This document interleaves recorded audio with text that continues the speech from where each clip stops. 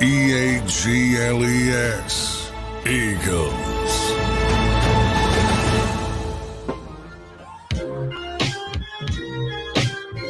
Hey, what's up, everybody? Appreciate you hanging out with us. I am Rob Ellis. That is my guy, Tone DeShields. Tone, good to see you, my friend, as always. Hope everybody's doing well out there on this Friday Eve, as we like to say. That's for sure. So a couple things to get into. Let's start with Brian Dawkins today. We got B-Doc, the man himself, Hall of Famer. Sometimes, hosts and media personalities will throw around the word, the L word, the legend word, a little bit too easily. Okay. Today is legitimately a legend day. Brian Dawkins is a legend in every sense of the word. And I cannot wait. I am so excited to talk to him at 12 o'clock, Tone. It's going to be so much fun, man. And I know what a big fan of his you are, brother. Yes. Brian Dawkins, my all-time favorite Philadelphia Eagle. It goes without saying, man. Everything he embodied as a player, everything he still embodies as a man, as a professional, as a leader, just from top to bottom, man. Everything about his game, his approach, his preparation, his self-awareness. Just a guy that embodies everything football, embodies everything positive, man. Yeah. Just an awesome individual that I'm going to be super grateful, super humbled, to be able to grace the same stage as him today. So it's going to be awesome. It's a pretty nice combination when you can provide people with great entertainment, which he did as a player, yet at the same time change lives like he's done, during his playing days and in retirement from the NFL. And we'll tell you about what his latest endeavor is. So we'll get into that too. That's for sure. But man, it's going to be a blast. It is going to be a blast. We appreciate all you guys hanging out. What's up, Dak? What's up, Dynasty? M. Reyes, Tomas, Bry Guy. Hope you guys are all doing good. If I missed anybody, I'm sorry. Please keep firing. I got It's Joho. I got Decoy. I got Leo. I got Donnell. I got Jim G. I got Niners Wine. I got Peter. I got a Killer Ferret, who's Tone's favorite handle. I got Tyler. I got Jim G. What's up, folks? Hope you guys are doing great out there. All right. So I know, and I've been asked by people, hey, how come Gunnar hasn't been on the show this week? What's up, Cody, as well, and Art? So Derek and his family went through a little health crisis, and they're in the midst of it. And they haven't gone through it. It's not past tense. It's present tense. And they're dealing with some things. And his wife, Trish, who, we talk about on the show all the time. You'll hear her in the background yelling at Derek sometimes to try and keep him in line. Good luck with that. But she's gone through a little health scare. Okay. And the family's dealing with it as best they can. But it's a challenge, and they have a real challenge in front of them going forward. So with the help of Tone, I'm gonna put this up so you guys can check it out and get all the details. It's all explained here. There's a GoFundMe, and you can see it in the chat, guys, under JAKIB Sports.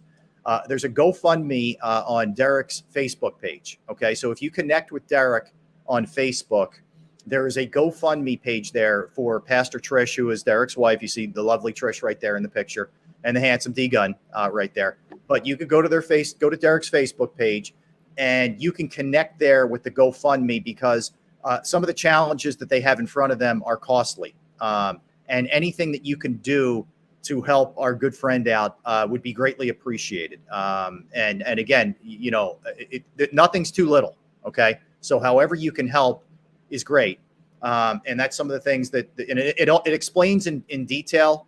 And I don't feel it's my place to explain all of it, but it explains in detail what's going on with Trish. And, again, what's kind of in front of them here, what they're dealing with right now. I know I talked to Gunnar today, and she is making some progress, which is great. They're hopeful that she will be in a rehab facility very soon to try to further progress things. But it's a lot. It's a lot. It's a lot on him. And he's dealing with some other stuff too, as well, which we don't really need to get into behind the scenes health-wise with one of his family members that is pretty serious. And there's something going down tomorrow with that. So Derek is a great human being. I think you guys know that from hanging out with him. What you see is what you get. He's the genuine article, and he's a prideful man. So he's not one who's looking for handouts, but the family could use some help. So if you can, anybody can do anything to assist, it would be greatly appreciated. And again, I'm not asking you to fork over thousands and thousands of dollars. Like whatever you can do, there is nothing too little. So, Tone, I appreciate you putting that up, man. Thank you. Definitely. You laid it out there all very perfectly there, Rob. D Gun's a hell of a human, hell of a family man, a man of faith, a man that always has something positive to say. And it's unfortunate, that his family is going through the things they've been going through as of late. But nonetheless, they're going to get through this. Yep. And, I have faith in that. I believe in that. We're going to continue to hold it down for our guy, D Gun, our brother, D Gun. I look up to D Gun and you, Rob, as well as guys who have mentored me so far throughout this sports industry. You guys have given me a lot of insight, a lot of game, a lot of knowledge. Thank you, man. Thank you. You guys have kept me grounded throughout this process. Whenever I've been, I guess you'll say, I've liked optimism in certain areas. You guys have always continued to put that battery in my back and keep me motivated and keep me locked in and always keeping my attention to detail to the highest. So we got a lot of love for D Gun. Again, they're going to get through this. Sorry about that. Fantasy football always calls. No worries. But again, you guys, whatever you can do. And if you can't do anything, put some prayers up, man. Good thoughts, good prayers. That's it. And look, that's all that matters. And look, we were talking to D Gun not too long ago. Yep. And me and Rob were like, "Hey, send us your address so we can send you something." And he's like, "No, man." He's like, "Nah, we're good. Nah. I said, D Gun, if you don't be quiet and send me that damn address, you know what I mean." So yes. Again, shout out to D Gun. We love you, man. We love you, your family. Yeah. Trish, get well soon. Yes. And we're going to do everything. We're going to do everything we can to continue to support you guys through this. Again, you guys, if you want to support, the GoFundMe is pinned to the top of the live chat. So all you have to do is click that link. It'll take you right to the GoFundMe page. And again, whatever you're able to do, $1, whatever it is, man, trust and believe it all helps. And first and foremost, always love your family. Hold them dear to your heart. Anything can happen to anybody at any given time. None of us are exempt. So continue to be the best version of yourself and understand that nothing is given, everything is earned, and life is very fragile. Well said. People say life is short, but more than anything, it's fragile. Yep. So we have to cherish that. Yeah, appreciate that. So listen, and we whatever you can do. So what Gunnar would want us to do is to motor on with the show, man, and that's exactly what we will do because we got a lot to get to today. That's for sure. Appreciate all the kind words in the comment sections as well. All right. So a couple things to hit today, Tone, with what's going on. As mentioned, for us in show. And by the way, I have the utmost respect for you, and I'm glad that you're the one holding it down with me. So listen, I appreciate that, man. You make it easy. So we're going to do everything we can to hold this thing down and have some fun while we're doing it. Yep, that's what we're going to do. So B-Doc at noon. So that's going to be awesome. A couple other things. So from an injury standpoint, Eagles, they're off. We know that's the bye week, but it looks like a Liz Frank. They call it a sprain a lot of times with the Liz Frank. Right. It's not a great injury. It's one that is probably going to take some time. It's looking like the IR for Nakobe Dean. And it's a shame for him because he played literally the first game of the season. He got hurt with a foot injury, went on the IR. Came off the IR, played a couple of games, and then got injured again this past Sunday. It's been kind of a rough go in his second year here for him, and it's certainly way premature for any kind of write off or anything like that. But unfortunately, when he was out there, it was a bit of a struggle, and kind of where I'm going with this is I feel really bad for him, the person. As for the Eagles, I think this is one that they can survive, even though the linebacker play hasn't been spectacular. I think Zach Cunningham and Nicholas Morrow have done solid. I'm not going to say great, but solid jobs for them. Yeah, I couldn't agree with you more. It's always unfortunate when a player gets hurt and he's unable to really fulfill his destiny and he can't really fulfill the goals he's made for himself. And at the end of the day, right, these guys, as much as we love, the sport of football, the art of it, we root for these teams each and every Sunday, Monday, or Thursday. The reality is, these are humans that have, livelihoods, and they're typically the breadwinners of their family whenever they make it to the league. Right. So whenever a guy is unable to make money, and he's he's unable to support his family the way he wants to, and unable to really take his game and his career to the next level because of the limitations of injury. It's always unfortunate, and you never wish it on anybody. No. When it comes to the Philadelphia Eagles side of things, right? You think about what they have in Nicholas Morrow and Zach Cunningham. I think they're going to be just fine. So far, Nicholas Morrow and Zach Cunningham have shown a propensity to really be productive in their roles. They've been serviceable. They haven't been perfect by any stretch of their imagination, but Nicholas Morrow has been the highest graded linebacker for the Philadelphia Eagles over the past several weeks.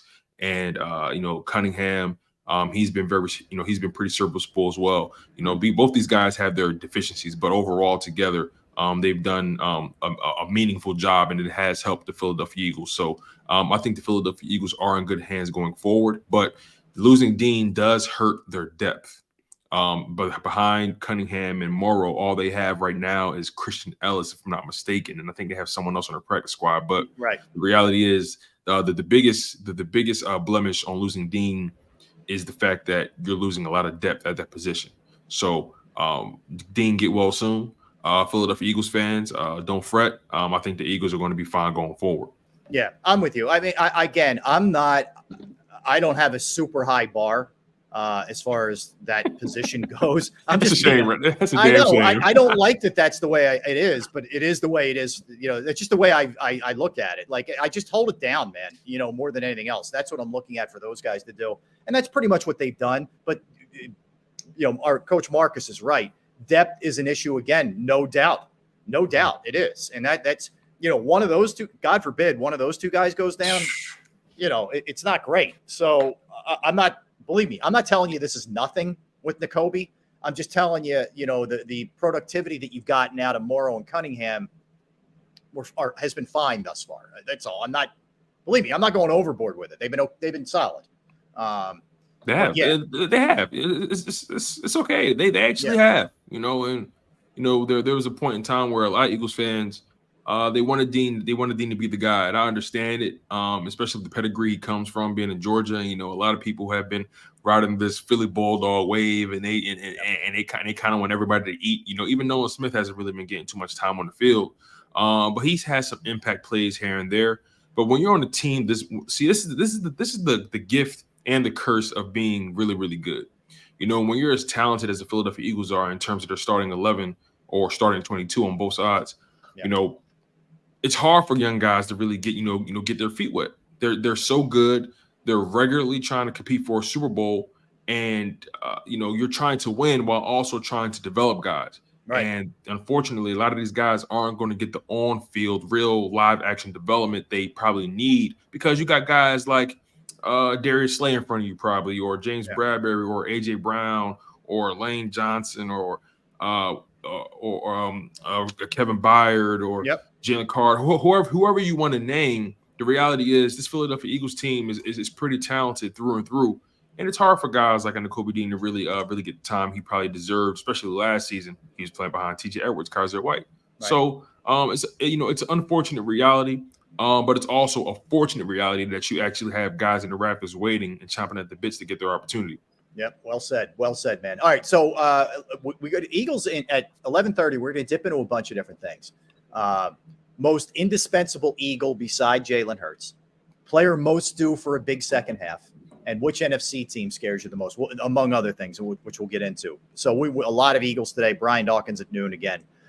Elsewhere, big win last night for the Sixers, Tone. I don't care if it's early in the year. That was pretty cool. You get one against the Celtics, who have been your nemesis, and you're able to take them out, and it was hanging on for dear life at the end. I get it, but whatever. You beat them, man. Here's why I look at it. You're a team that's trying to sort of develop a new image, right? A new outlook, and put that other stuff to rest, whether it was Harden, Doc Rivers, second-round losses, whatever. You're trying to put that in the rear view. Getting wins like this are a very good thing for this team, to just have them feel good about themselves early on, to set a tone. No pun intended. But I think that's the big thing. See what I did there? I like that. 6 straight wins for them, and to beat the Celtics, because the knock was, who you beating? Who have you played? You played, garbage. Well, you beat the Celtics now. So that's a good win for them last night. Absolutely. I couldn't agree with you more. Here's the thing. We judged this Philadelphia 76ers team based off of their ability to compete with the Celtics. Let's just call it what it is. Yeah. The Celtics have been a team that's They're regularly the measuring stick. knocked exactly. They're the measuring stick. They've been a team that's regularly knocked the Sixers out of the playoffs. The Sixers have never really gotten an edge over them, even in the regular season. And rightfully so. The Celtics are well coached and they're well built. And let's be honest, they have one of the best players in the NBA right now, and you know, in Jason Tatum and his running mate Jaylen Brown. Yes, the Sixers have Joel Embiid and Tyrese Maxey, and at a time had guys like Ben Simmons and James Harden. But the reality is, it just seems like the Celtics have always had the edge over the Philadelphia 76ers. But now, like you said, they got the first of the 4 matchups now. You got that in your in your belt now. Mm-hmm. So that's a sign that this Philadelphia 76ers team, they can compete with them. Yeah. Right? Because the Celtics are pretty healthy. Right. You know? So yeah. Even though it's early in the season, I look at it as an opportunity to catch them while they're as healthy as possible. So you can see, okay, how does my lineup stack up against them versus their lineup fully healthy? And you've shown that you can beat them. Now, granted, you were at home. Beating them in Boston is a different story.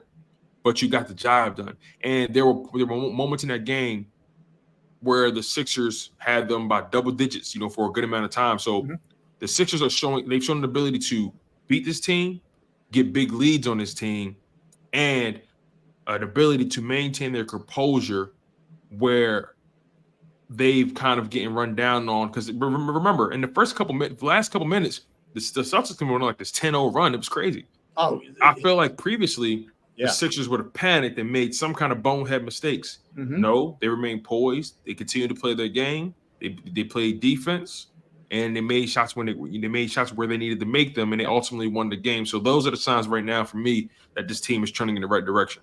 Yeah, Embiid hit a huge turnaround late, which really kind of stopped the bleeding there, and was a big shot, big time shot. So we'll get more into the Sixers in a little bit. And I got to tell you, I'm thoroughly enjoying the Clippers continuing to lose. 0-2 with James Harden. So that is just that much more fun. That's the cherry, you know, dropped on top of the sundae, man, for me. So that's a good thing. All right, elsewhere. This one was interesting, Tone. This came down after we got off the air yesterday. Dave Dombrowski was at the owners' meetings in, I think, Arizona. And he said basically Arizona. Wow, it would be Arizona, wouldn't it? Yeah, right. He said that the Bryce Harper is basically now going to full-time first base. So, which means so there's a couple things off of that. I think it's the right move. I think it will help spare his body a little bit and some of the injuries that he's gone through. It's a little less taxing than playing the outfield. So I think that's good. And he adapted to it. Let's face it, for a guy who never played first base in his life, he adapted to it pretty well, pretty quickly last year. And now he has a whole off season to work on that skill set. I think he'll be very good defensively over there. But what it also means is Rhys Hoskins is gone. He's gone because there was only 2 spots for him. He was either going to play first base for you or he was going to be your designated hitter. We know Schwarber's the designated hitter. Yeah, we don't want him out there. No, they don't. Look, you love Schwarber, but he's a butcher. You don't want him anywhere near the field. So it really doesn't leave a spot for Rhys. So that's the end of that era. He was a really good Philly, great dude. If you've ever been around him, he's another one. He's like Brian Dawkins in that he's done a ton for the community. He helps a lot of people out. So he'll be missed in that sense for sure. The clubhouse loved him. But you can't make moves based on sentimentality. And the Phillies, it's the right thing to do to move on in this situation. You wish them all the best, but it's time to move on. Yeah, and you brought up a good point that it's not like we didn't have great moments with Rhys Hoskins, right? He's given us so many legendary moments, over the past few years that we will never forget. I mean, come on, last year in the playoffs, didn't he hit that grand slam or something like that? The bat spike after he did it. It was awesome. Yeah, he's had historical moments in this city, man. So look, some great things don't last forever. Yeah. We wish the best for him, his family. Whatever opportunity that comes in front of him. We hope that he does a tremendous job at it. Continue to get healthy and stay healthy, Mr. Hoskins. Yeah. We appreciate what you provided to the city.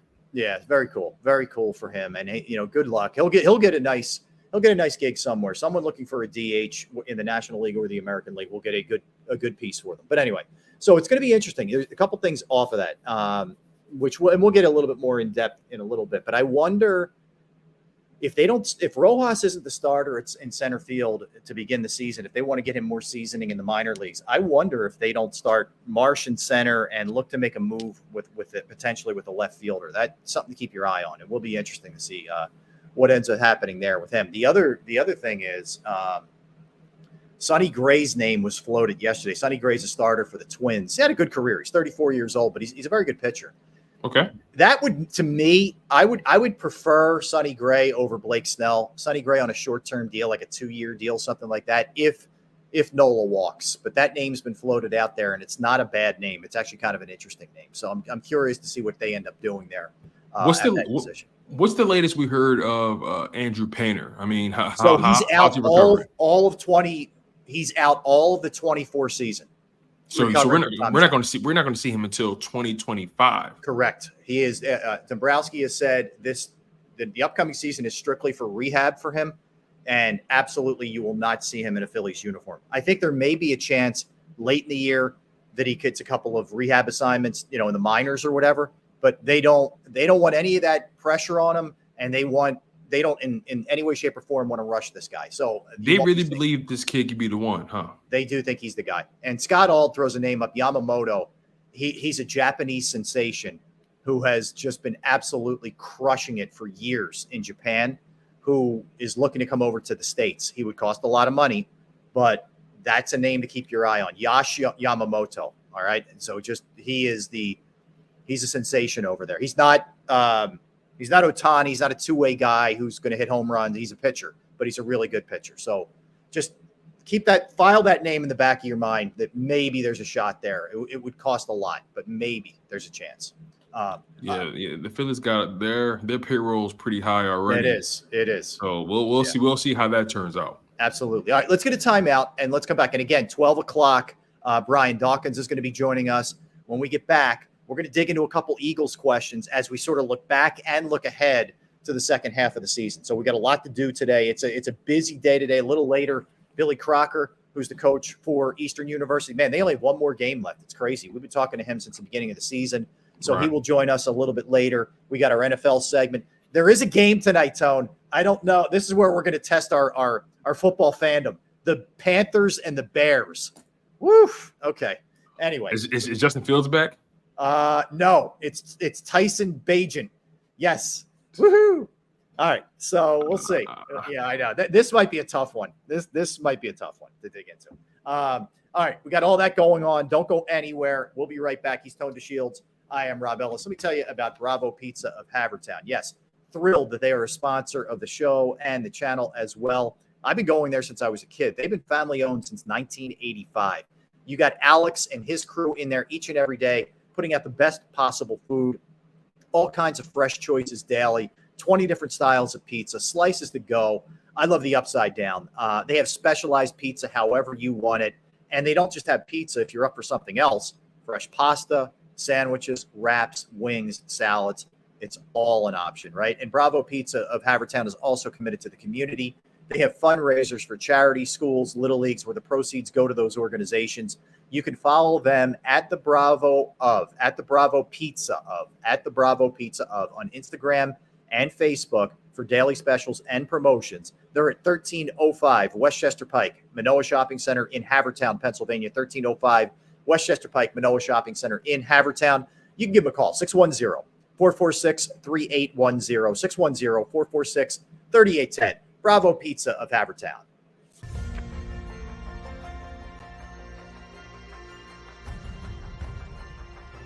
I remember getting my heart broken when they lost the Super Bowl in 2004. We're big Eagles fans. We moved to South Philly because of the Eagles. When they won, we went straight to Broad Street, and everybody was going nuts over there, and it was just a memory that you'll never forget.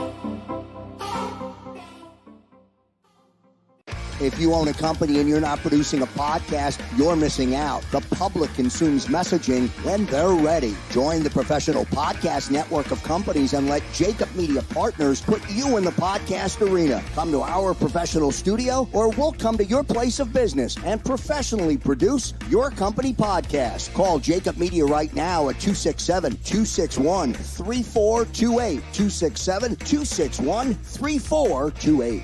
My name is Dr. Bruce Grossinger, and I'm the medical director of Philadelphia PRP and Stem Cell Institute. I'm reaching out to those who suffer from spine and joint pain. We use treatment methods that require no surgery, no scalpel, no drugs. Running, walking, or whatever your desires are, Dr. Grossinger is where you need to come. You can benefit from the same PRP and stem cell treatment as Wilbert Montgomery. Call us now at 610-222-5675. We're here to show you a better way to spend your state income taxes and get the money to where it's needed to most to the thousands of qualified kids. What we like about Blocks is they really know where the need is. This program ensures that their dollars come 100% into these kids for their tuition assistance. If you are able, Blocks makes the EITC piece go very quickly and very smoothly. Turn your PA state tax liability into need-based scholarships and receive a 90% tax credit. Win and save this baseball season from Colony Pools and Power Washing, a local company serving Delaware, Delco, and Chester County since 1970. Are you tired of looking at your green house? Is your roof, siding, deck stained green from algae and mold? Let the experts pressure wash your home and take the pressure off of you. Win with Colony Pools and Power Washing. Call them now at 302-762-2250. That's 302-762-2250.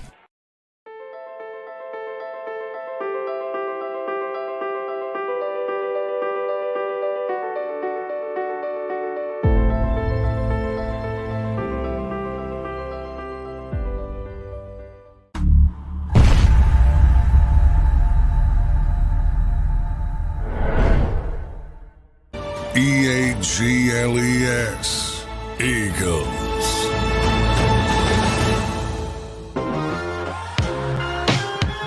We are back. Yes, we are. Rob Ellis, Tone to Shields. We're Sports Take. If you could, hit the like buttons, friends. Let's go on a run today. Tone hanging with us as always. All right, a lot of fun. All right, let's dig into the birds here, Tone. We've got Brian Dawkins coming up in a little less than a half hour. Yes, sir. All right, so here's my question. Okay.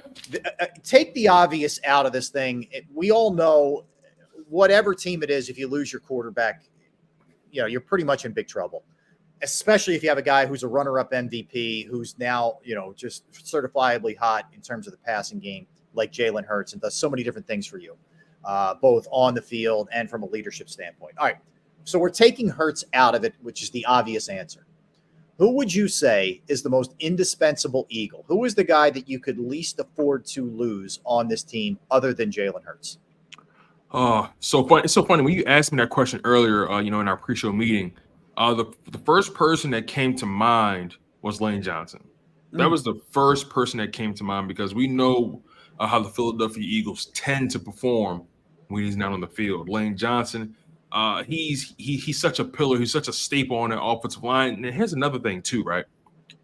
In this new NFL where and when teams and quarterbacks, they're passing the ball at an all-time high, defenses have to now account for that. So now teams are spending more money on corners. They're spending even more money on edge rushers. Mm-hmm. Back in the day, you typically had your best edge rusher going up against the team's left tackle, right? Mm-hmm. Now, teams these days have 2-star edge rushers on both sides of the ball. Yep. There was a point where the Commanders had Chase Young and Montez Sweat, right? Those guys are both gone. Both gone, right? Yeah. But those guys are legit pass rushers. The Philadelphia Eagles, Hassan Reddick and Josh Sweat, elite pass rushers. You get what I mean? The Dallas Cowboys, Micah Parsons, DeMarcus Lawrence, elite pass rushers. These defenses are trying to account for the capacity that these quarterbacks are throwing the ball, right? And the quarterbacks are getting better, they're getting sharper, they're getting more elusive. So just so I believe the right tackle has become almost as important as the left tackle. Now, the left tackle will always have an edge over the right tackle because most quarterbacks are right-handed, and the left tackle, therefore, will always protect their blind side. I think Tua is the only left-handed quarterback in the NFL right now. So this situation is obviously a little flip, but the left tackle will always have the edge over the right tackle, just ever so slightly. But in my opinion, I feel like right tackles, their value has increased even more because of how defenses are now having significantly more talented pass rushers on both sides of the offensive lines, of the defensive lines, right? So Lane Johnson, that's where he comes in. Not only is he an amazing run blocker, but he's an amazing pass blocker as well. And he's actually given up his first sack this season, the first one he's given up in many, many years, many snaps. So, again, losing Lane Johnson will really have a tremendous effect on the run game. It will have a tremendous effect on pass blocking, and just have a tremendous effect overall on the morale of the offensive line and the continuity of it. I feel like Lane Johnson's value is tremendous. I want to hear who you have. That's a good answer. I have other guys that came to mind as well that I wrote down, but I definitely want to hear who's the first person that came to mind for you, Rob. Well, I'll tell you the first one that came to mind, and then I thought a little bit more about it, and I changed my mind. Okay. If that makes sense. Okay. So the first one I thought of was A.J. Brown. And I know the natural reaction for people is going to be like, are you nuts? You don't think A.J. Brown's indispensable? Look, he's been incredible. He's incredible, period. The season we're seeing is unlike anything we've ever seen in the history of the team. They've been around since 1933. Nobody's done what he's doing. So he's been awesome. But do I think if they lost him, Devontae Smith could maybe step up, Zacchaeus could step up, tight ends in theory could step up, especially if you had Goddard healthy. Yeah, I think you could. I think you could maybe survive it. You take a big hit, but I think you could maybe survive it. I'm going to go where you went, and I'm not going Lane, although Lane, the record with and without Lane speaks for itself. They're a completely different football team. I'm telling you, San Francisco with Trent Williams is just like the Eagles without Lane Johnson. They don't win without him, period. I got to go Kelsey.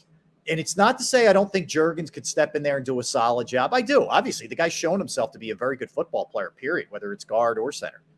But everything that he does for the team, and from a technical standpoint, he's the guy who's calling out protections. Like, I don't know that people fully understand how much goes into that. That dude's seen everything. He knows what everything looks like. He's getting these guys set in the right position. So it's that.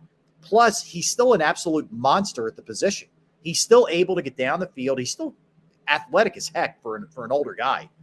He's still able to kill guys. He is the ultimate timing, boom, go low on the tush push. Like, there's so many things that Kelsey does. And yes, we love all the stuff off the field, but I'm talking on the field where I think he's the most indispensable Eagle. But I love your answer's right too. Like, if somebody came to me and said Lane Johnson, I would not argue Lane Johnson. I would. Hey, I can't argue Kelsey against Kelsey, right? I mean, it just goes to show you, it's so funny.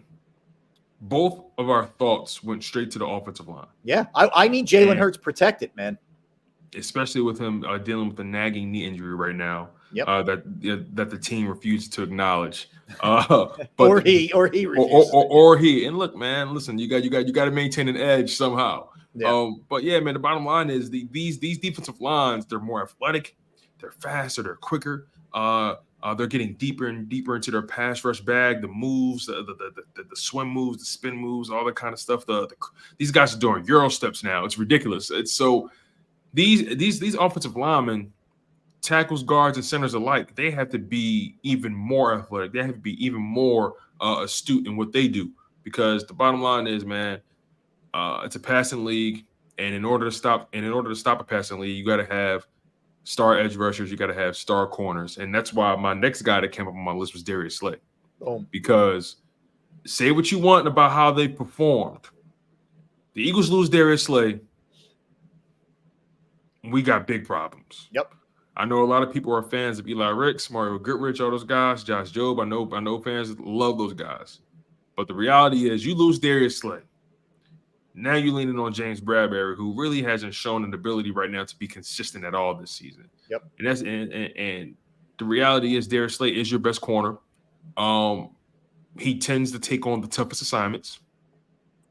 and he's a leader out there. It's the reason he's been voted a coach. A team captain two seasons in a row, and he takes that role. He takes that responsibility very seriously. So the Eagles lose Darius Slay, man, they're going to have some real problems on their hands. And I think he's also he went down briefly in that Cowboys game towards the end. Yep. And so he even said it after that game. Listen, we need this bye. I just want to get home, hug my babies, and just kick my feet up, man. So for me, it's those guys. And my third option was Jalen Carter. He's a big addition on that defensive line in terms of run defense, pass rushing. His presence, missing him, will always be felt. Yeah, good. Look, good choice, man. Good choice. So I went similar lines in the sense that I went defense also, but I went Hassan Reddick because here's why, Tone. Everything you said with Slay is correct, and you desperately need guys who can cover out there, especially if the guy opposite of him, Bradbury, is having a tough time. But I look at it like if you don't get a pass rush, it isn't going to matter. They're cooked anyway, right? They're cooked. You could have Deion Sanders reincarnated out there, and it won't make any bit of difference. Oh, man. I get it. That's a good point by you. Yeah, these dudes are too good, man. These quarterbacks are too good. So you'll get picked apart. What the kind of pressure that Reddick puts on, not only with the sacks, but literally the pressures that he gets and his ability to make plays in the running game too. Like, I just think you lose that guy, you're taking such a huge hit. He has been a house wrecker now for 4 straight years as a pro, the last 2 with the Eagles, the year before with Carolina, the year before that with Arizona. There's no fluke here. This is who he is. He is a pass rushing specialist extraordinaire who can also do other things. He's not limited to just being an edge rusher. So I would take him. If somebody wanted to say Sweat with the way that he's improved his game over the last couple of years, man, 100%. Like I see Philly 07, Josh Sweat is having a better season in his opinion. It's fine. I'm not going to argue Josh Sweat. I love Josh Sweat. I think Josh Sweat's been awesome. So pick your poison. Pick your flavor of ice cream. Yeah, it's either one of those guys, but they're the ones I thought of. Like I went Brown, going through the mental Rolodex. I went Brown, I went Kelsey, I went Lane, I went Reddick, I went Sweat. But you make a good point with Slay, and you're always going to need defensive backs. I would say they're the guys that you absolutely unequivocally can't lose, man. Like they've already had a good amount of injuries. I guess I look at it this way with the injuries they've had so far. If you assume Goddard comes back, which is what we're hearing, and the other than Avonte Maddox, most of these have been survivable. It's not great, but most of them are survivable. So I think all in all, there are teams that have it worse than the Eagles do injury-wise, but they have been hit with their decent amount so far, for sure. No, you bring up a good point. The reality is, even though the Eagles have battled injuries, most of them have been nagging injuries. Nothing that's really kept guys out for too long. I mean, Carter missed 1 game. Yep. I believe like Blankenship missed 2. Slay missed 1 game ribs. at one point. Yeah. Bradbury missed 1 game at one point. Yeah. These guys are, this is the bottom line. This is the war of attrition here, right? Not only are you battling the opponent, you're trying to keep the injury bug at bay. Mm-hmm. So the offense, they've been more favorable in terms of health. Yeah. The defense, those guys are where they felt it the most. So we're approaching the second half of the season, the second leg of the season. This is a big run that's coming up for the Philadelphia Eagles. And by the way, you asked me in the pre-show meeting, about to come up with another question in terms of these Philadelphia Eagles. I definitely want to get through the things you already have laid out first. Yeah. But as a matter of fact, I'll hold on to it. I'll surprise you. I want to get your raw thoughts. So let's move on to the next one, right? Okay. Who's most due for a big second half, right? Yeah. So which guy who has been either struggled? I would put Bradbury in the category of struggled, or has been modest, somewhat quiet. Somewhat quiet or sort of under the radar right now. Who's due for a big second half? So who would you say would be your first guy? I think my first guy. It's so funny. My first guy originally was Devontae Smith. Okay. Not saying he hasn't performed in the first half, but I think if you think about what's to come, his game and losing Dallas Goedert, I think this is prime real estate for him to really just take off because he's going to get way more targets. He's going to get way more opportunities with Goddard not being there. That was my initial choice. But then I thought about Kevin Byard, a guy who's played 2 games for the Philadelphia Eagles thus far. So far, this is his second bye week, so he's been blessed with that as well. So that gives him more opportunity to really sit back and really digest the playbook, really digest his role, and really go through the film. But I also think he's a guy who's still relatively adjusting, to his new role, his new situation, his new teammates, the new voices, the new terminology, all that kind of stuff. He strikes me as the kind of guy that's only going to get better with time with the Philadelphia Eagles because of his ability to just learn the game, his skill set, his pedigree, just the overall football IQ, and his attention to detail. He's someone that I think is poised to have a really strong second half of the season. Only thing, in my opinion, stopping Kevin Byard is health. So he's been pretty healthy throughout his entire career, hasn't missed a game, if I'm not mistaken. So yeah, I'm going with Kevin Byard and Devontae Smith. I love the Byard answer because, frankly, I didn't think of it. And you're right. I think it's just a matter of time with him. I think it's just getting adjusted to the system. Learning your teammates. He's got to know what Reed Blankenship does well and doesn't do well, where he has to be, where he's got it. Those are the little things. I think he can teach Reed Blankenship a lot too. So having a veteran like that is going to be good for not only Reed, but Sidney Brown, all those guys. And they have that Middle Tennessee State connection. And they've also worked out together in the off season before. So there's definitely a relationship there that can definitely continue to be nurtured for sure. Yeah, and I see folks, Fact Checker and some other folks in the chat, going back to what we talked about, indispensable Fletcher Cox. Good answer. We probably do overlook him a little bit. When it comes to what we're looking at in terms of guys who are most indispensable, because he's been really big for them this year, and he's been a great mentor to the young guys. So that's a fair point. So all right, here's who I would say in the second half. I'm going Bradbury, Tone, plain and simple. And this isn't an under the radar. This is, you haven't played up to your big contract and your big expectation on this team. He had a great year for them last year, and it looked like the last year with the Giants was just kind of fluky, and he was in a bad spot and blah blah blah. So I thought, man, that they brought this guy back when it looked like he was going to walk in free agency was huge. And we tend to forget they were in a spot where they almost lost Bradbury and Slay. So when Bradbury came back, I thought it was going to be monstrous for this team, and he hasn't played well. I don't know what else to say, and I don't know. I know there's the theory out there like he's a little bit older, but really, did he get that much worse in 1 year? I don't think so. I wonder if there isn't more going on here. Is he injured and he's not letting on? Is there something that he's uncomfortable with in Desai's system? I don't know. Has he been hurt by Avonte Maddox not being there? But perhaps. I don't know. Have the safeties being a revolving door hurt him? I'm trying to give him every benefit of the doubt, right? But maybe it's just I'm running out. I'm running out. That's what I'm saying. Maybe I get to a point where it's like, dude, you have to play better, period. Like, it's on you. So I'm going to say James Bradbury 100% has got to be better than what he's been. Even if he's not, quote unquote, a shutdown corner. When you consider that you got Kansas City coming up with Mahomes and, we know the rest. Purdy and the weapons that he has, and Josh Allen's weapons, and Dallas again, and Seattle, Metcalf, and those guys. I'm sorry, man. He and his partner Slay have to be better. And I think Slay's been fine.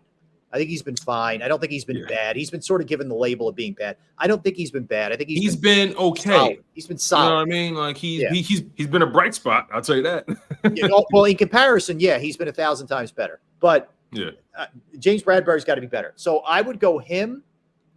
Then I go Devontae. Devontae has not been bad, but I think there's a lot more there with him that we haven't seen yet. So I expect big things from him in the second half. I know his touches may be limited because A.J. Brown's so good and they have such a connection, but I think he'll be fine. Coach Marcus is funny, man. He said Bradbury's hips looks like he's running an oatmeal. Well, let's get the oatmeal out of there. All right, let's give him some Cheerios and let's get him going in the right direction. Okay, let's be clear. I'll give you the other one. And again, I think this is another example of just not a ton of reps. But the other one I would go with is BG. We saw Brandon Graham come on in that Cowboys game in the biggest of spots. He was money. I think they've been pacing him, Tone. I think they've been pitch counting him so far. And I think down the stretch in these 5, see, what I would do is I would go hard with him in these 5 games and then ease off in the last 3 So he's fresh for the playoffs. That's how I would handle Brandon Graham in terms of snaps. So I look for BG to be really impactful in these next 5 games in the Kansas City, Seattle, Buffalo, Dallas, John here. I think this is where he's going to be. He's going to step his game up, man. I'll throw one more in there on this one. Okay. Is it too much to ask that Kenny Gainwell be better when he gets opportunities? It's not too much to ask, but I mean, look, let me not go there. The reality is he stepped up in that Cowboys game, especially on the first drive. I think he only had 3 runs, but he had one of the biggest runs to start the game.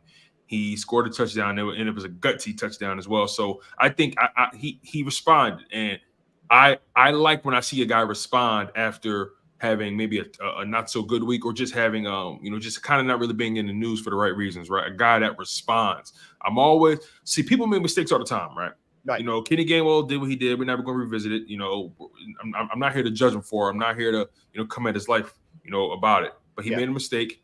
He owned up to it, and he responded, in a big way in the following week. So I gotta give respect. I gotta give respect where respect is due, and I'm always going to respect the guy that makes mistakes, owns up to the mistake, and then corrects the mistake, because we're human, and it's a part. I will never remove the human element of this game. I just can't. But I'm not betting on Gainwell still. as much as I love him, I'm not betting on him. I actually want to see my guy Boston Scott get some more touches, man. I'm a big Boston Scott guy. Love the physicality he plays the game with, and I just think he's someone who's a spark plug, and he always finds the yardage. He finds the yardage, and he's such a hard cover because he's so small behind those offensive linemen. He runs with power. He has elusiveness, and he can catch the ball out of the backfield. So I would love to see more Boston Scott, if you ask me. Okay. All right. Like it. Yeah, good. I mean, I think we're getting good answers here, and a lot of good stuff in the chat Absolutely. as well from folks. All right. So the next one at Tone is, which team scares you the most in the NFC?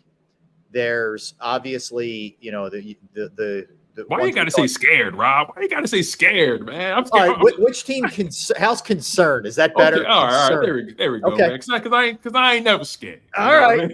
Let's use the C word instead of the S word. Oh man. The usual suspects: the Niners, the Cowboys. Now, incorporate the Lions, who only have 2 losses. Seattle. Mm-hmm. You want to throw them in there, or if there's a dark horse, somebody we're not necessarily looking at that you think could go on a run here. I don't see a run team in the NFC personally, but maybe there is. So who is it for you that concerns you the most in the NFC? Oh man, you pretty much laid out the power 3. It's outside of the Eagles, it's Lions, Niners, Cowboys. Those are the teams I'm really paying attention to. Everyone else is pretty much food. So if I had to say a team that I'm the most concerned about, I would have to say, I think the easy answer is the Cowboys. But I believe the true answer is the 49ers, because the 49ers have played below their potential over the past few weeks. And I believe the 49ers have a higher ceiling than the Dallas Cowboys, which then makes them a greater threat to the Philadelphia Eagles making it back to a Super Bowl. Also, I believe they have a lot of fire in their bellies left over from the way things went last season. I think they're the most dangerous team that the Philadelphia Eagles should be worried about as they get into the playoffs. Okay. All right. Good answers for sure.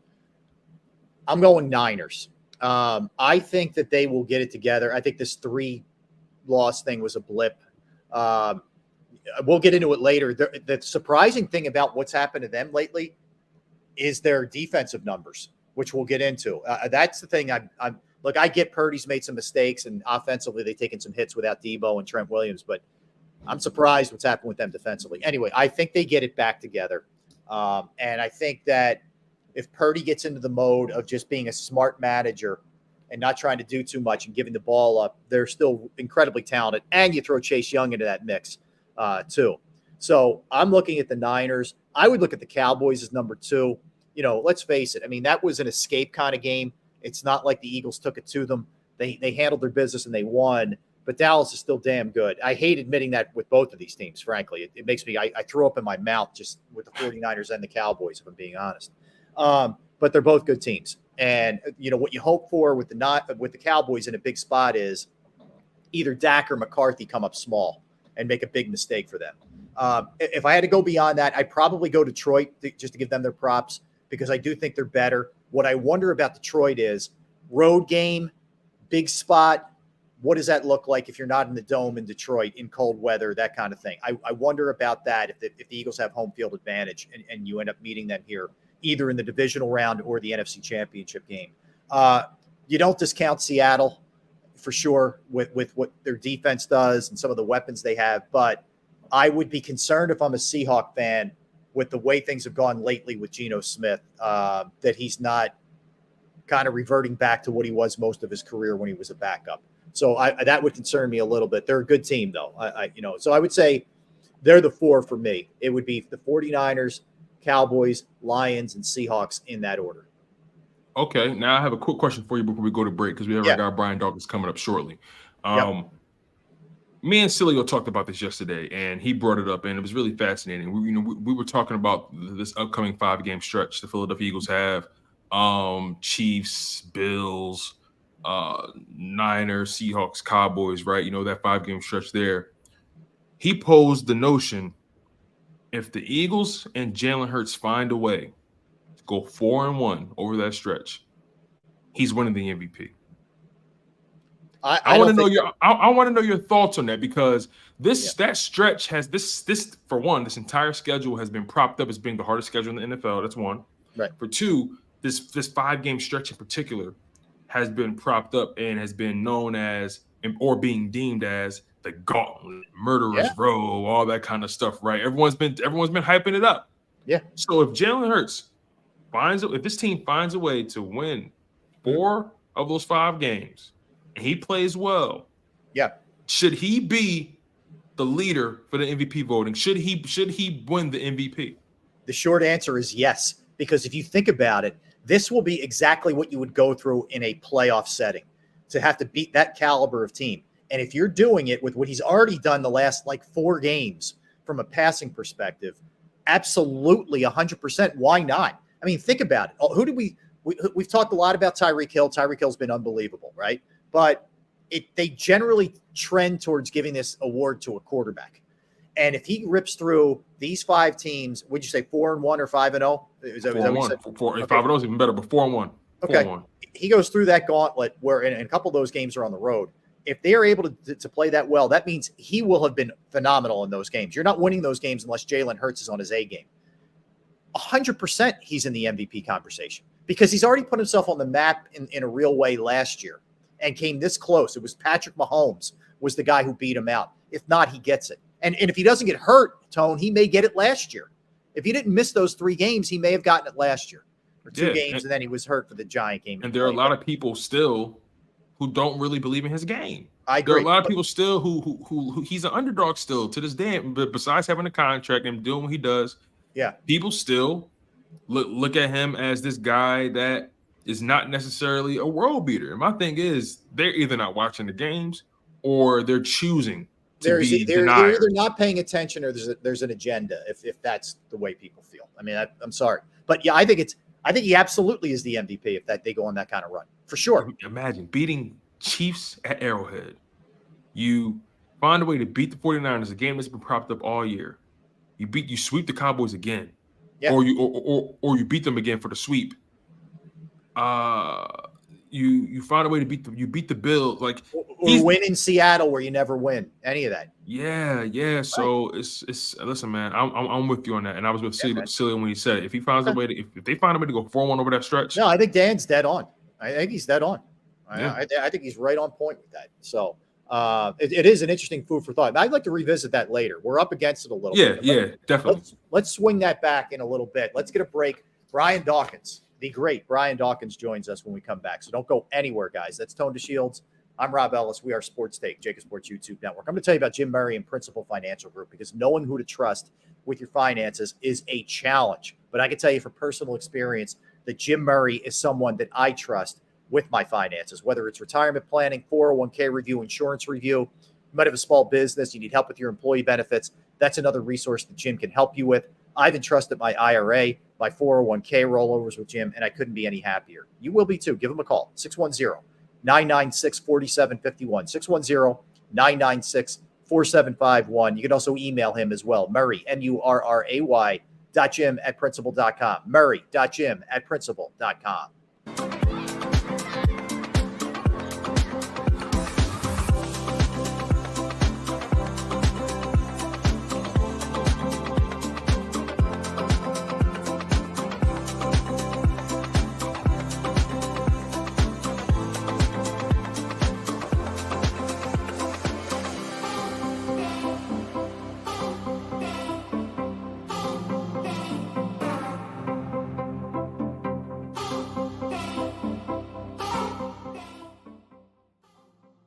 If you own a company and you're not producing a podcast, you're missing out. The public consumes messaging when they're ready. Join the professional podcast network of companies and let JAKIB Media Partners put you in the podcast arena. Come to our professional studio or we'll come to your place of business and professionally produce your company podcast. Call JAKIB Media right now at 267-261-3428. 267-261-3428.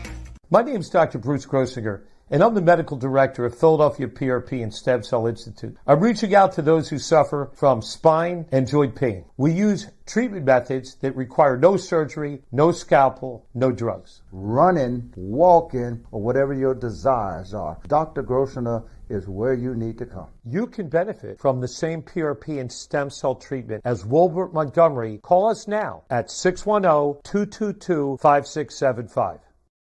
We're here to show you a better way to spend your state income taxes and get the money to where it's needed to most to the thousands of qualified kids. What we like about Blocks is they really know where the need is. This program ensures that their dollars come 100% into these kids for their tuition assistance. If you are able, Blocks makes the EITC piece go very quickly and very smoothly. Turn your PA state tax liability into need-based scholarships and receive a 90% tax credit. Win and save this baseball season from Colony Pools and Power Washing, a local company serving Delaware, Delco, and Chester County since 1970. Are you tired of looking at your green house? Is your roof, siding, deck stained green from algae and mold? Let the experts pressure wash your home and take the pressure off of you. Win with Colony Pools and Power Washing. Call them now at 302-762-2250. That's 302-762-2250.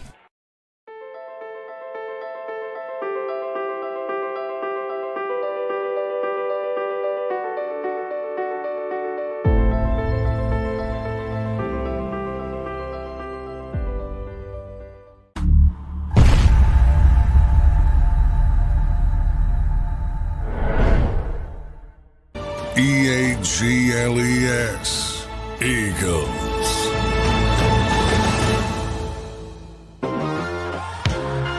All right, welcome back in, everybody. We are thrilled on this Thursday to have our next guest checking in. He's been on the show before, but it never, ever gets old when you have a Pro Football Hall of Famer, a Philadelphia Eagles Hall of Famer, a Clemson Hall of Famer, a Raines High School Hall of Famer in Jacksonville, Florida, the one and only Weapon X, Wolverine, Brian freaking Dawkins. Dog. Yes, sir. That was good, man. That was good. Yeah, what's out? The gentleman, y'all doing? Brian, thrilled to be hanging out with you, man. As always, it's our pleasure. So we're very excited. And Brian, first off, welcome to the show, man. How you doing? How's life? Absolutely blessed. Absolutely blessed. Can't complain. Wouldn't if I had something to complain about. But no, I'm blessed, brother. Absolutely good. Blessed. All right. So these things are so cool, man. I want people to check this out before we get to everything else. And we'll talk Eagles and all that with Brian, but talk to me, man, about these relentless trading cards, Brian, because these things are absolutely awesome. Okay, check this out. All right, look at that, and look at the artwork there. So the art, Brian, correct me if I'm wrong. This is Jordan Spector. Jordan Spector, correct? Yes. Yeah, who did the sweet artwork here? You work the X in there. You got the Immortals T-shirt on. I see that.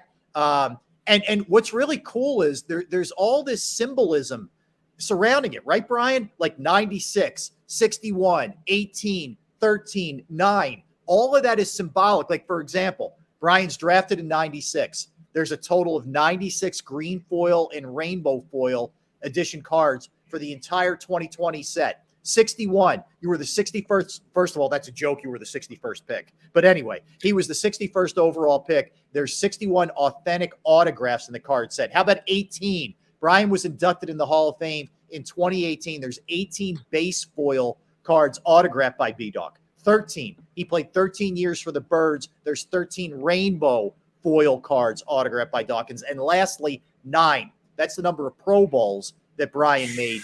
Yeah, 9. Legendary, man. Cards. Legendary. Brian, that is awesome that you worked all those numbers in, man. And I have to give a lot of credit to Jordan on this one. Like, this was basically his dream child. This is his baby that he brought to life, right? He had it in his mind of to do something specific, and he asked me of probably what was probably the most iconic image that I can think of, and it was that particular play against the Giants, and that was a lot of reasons why I did that at that time. But ultimately, it was a play that really spoke to the theme of the card. It's immortals, yes, but this card particularly is relentless. So it was relentless effort to be able to do what I needed to do to have the success that I had in my life and then having in life now. So again, a lot of this have to give credit to Jordan for putting the vision from an imaginary place to putting it to now we're able to see his quality work. Mr. Dawkins, first and foremost, super honor. It's a pleasure to to be in your presence, man. Hell of a career you've been able to provide to the city and for your family, man. As you mentioned, this has been a dream for for Mr. Spector. I'm curious, what led to your relationship with the local Philly artists? Spector Sports, Spector Sports Art, and just the idea for a trading card. How did this idea even come about? So met Jordan a while back through another friend of mine, Pat Waters, and I love first of all the person that he is, and then the artwork that he does. It spoke to me, like I see energy coming off of his artwork, and so he blessed to draw another picture of me, a big poster that I have actually in my home here. And I love that. And so once again, I trust his artistic eye of how he creates things. And so again, he wanted to do something even further into now retirement to bring something to light that is different, is unique. Like was mentioned earlier, there's only 2,020 of these cards available, different colors, different shades because of the different numbers that we just talked about. And so that this is a truly inclusive thing, exclusive thing, excuse me, that this project and its income will go towards blessing the Brian Dawkins Impact Foundation. And tell people what that is, Brian, who may not be familiar with what that benefits. Yeah, so ultimately, long story short, we're going to bless single parents with some of the resources that they need to help, especially the kid in the household, the child in the household, so that they can have transformational moments, so that they can come up with a vision of life that's outside of their community that they can chase. That's something that I was blessed to have somebody do for me, and I want to provide those. We want to provide those same things for young kids, but also we have cerebral wellness packages for high schools. We have 25 schools in Philadelphia doing our cerebral wellness packages, and about 10 in Jacksonville doing. So it's basically telling them the difference, what's the stigma behind mental health, what it is and what it's not, the coping mechanisms, how to deal with life's ups and downs, right? How to recognize when you need help, how to recognize and have the conversations with a friend that they need help, and then ultimately how to get the help. Because ultimately it's okay not to be okay, but it's really not okay to stay not okay. And that's where we get into trouble. So want to help them be able to navigate life better by doing those things.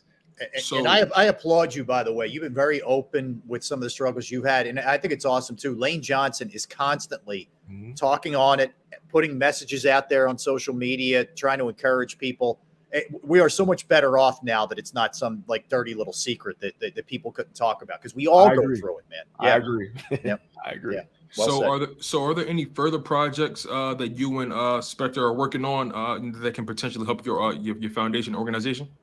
Yeah, so I mean, we're always in the dreaming state of how to further get Spector's art out there because he is a very gifted young man, but also then how then we can continue to bless the foundation with resources so that we can continue to fund the different programming. I just mentioned a couple of things. We have a mentoring program we're starting this year. We have a young ambassadors program that we're starting in high schools, a high school this year. So like there's a lot of things that we're going to do and we're in the process of doing that we're needing these fundings. So to your point, yes, we're always dreaming up, coming up with different ways to continue to fund this project, our projects. Where can people go, Brian, to check out the information or to contribute or whatever? Where can they go?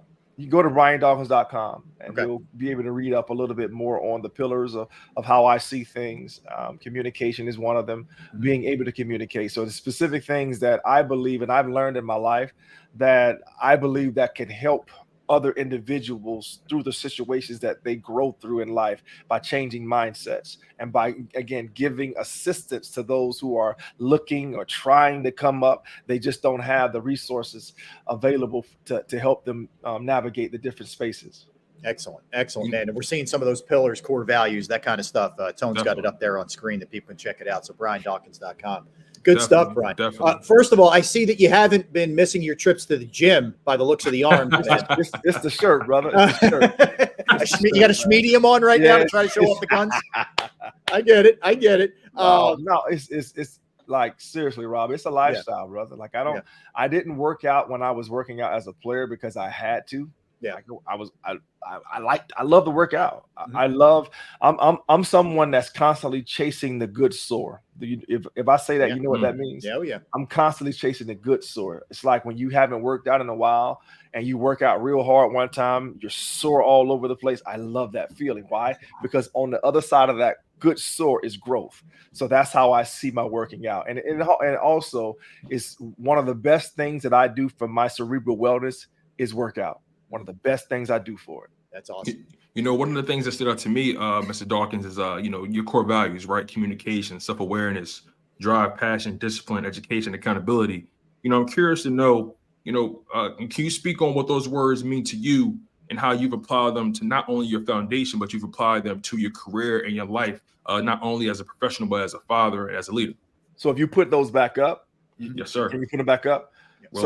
Each one of those have like how that has blessed me, how it speaks to me, how I then have equated me when I was younger, and people wouldn't know this unless I tell you. I stuttered when I grew up. I was a bad stutterer. And so I stuttered and I thought people would laugh at me. So I did not communicate a whole lot. Why? Because I stuttered. But I didn't have a bad stuttering problem. I just was embarrassed by the fact that I did stutter, which made me stutter more, right? So communication. So that made me more of an introvert. And so I was not able to then articulate myself in a lot of instances of getting people to understand what it is and where I'm coming from, because I would not talk. Because of that. So communication is truly something that we all need to make sure that we understand how to communicate. If I have ideas and thoughts that I can't communicate to you two right now, how would you know what my foundation is about? How would you know about anything? You see what I'm saying? So so self-awareness is being able to check inside, check on you. I check on me constantly.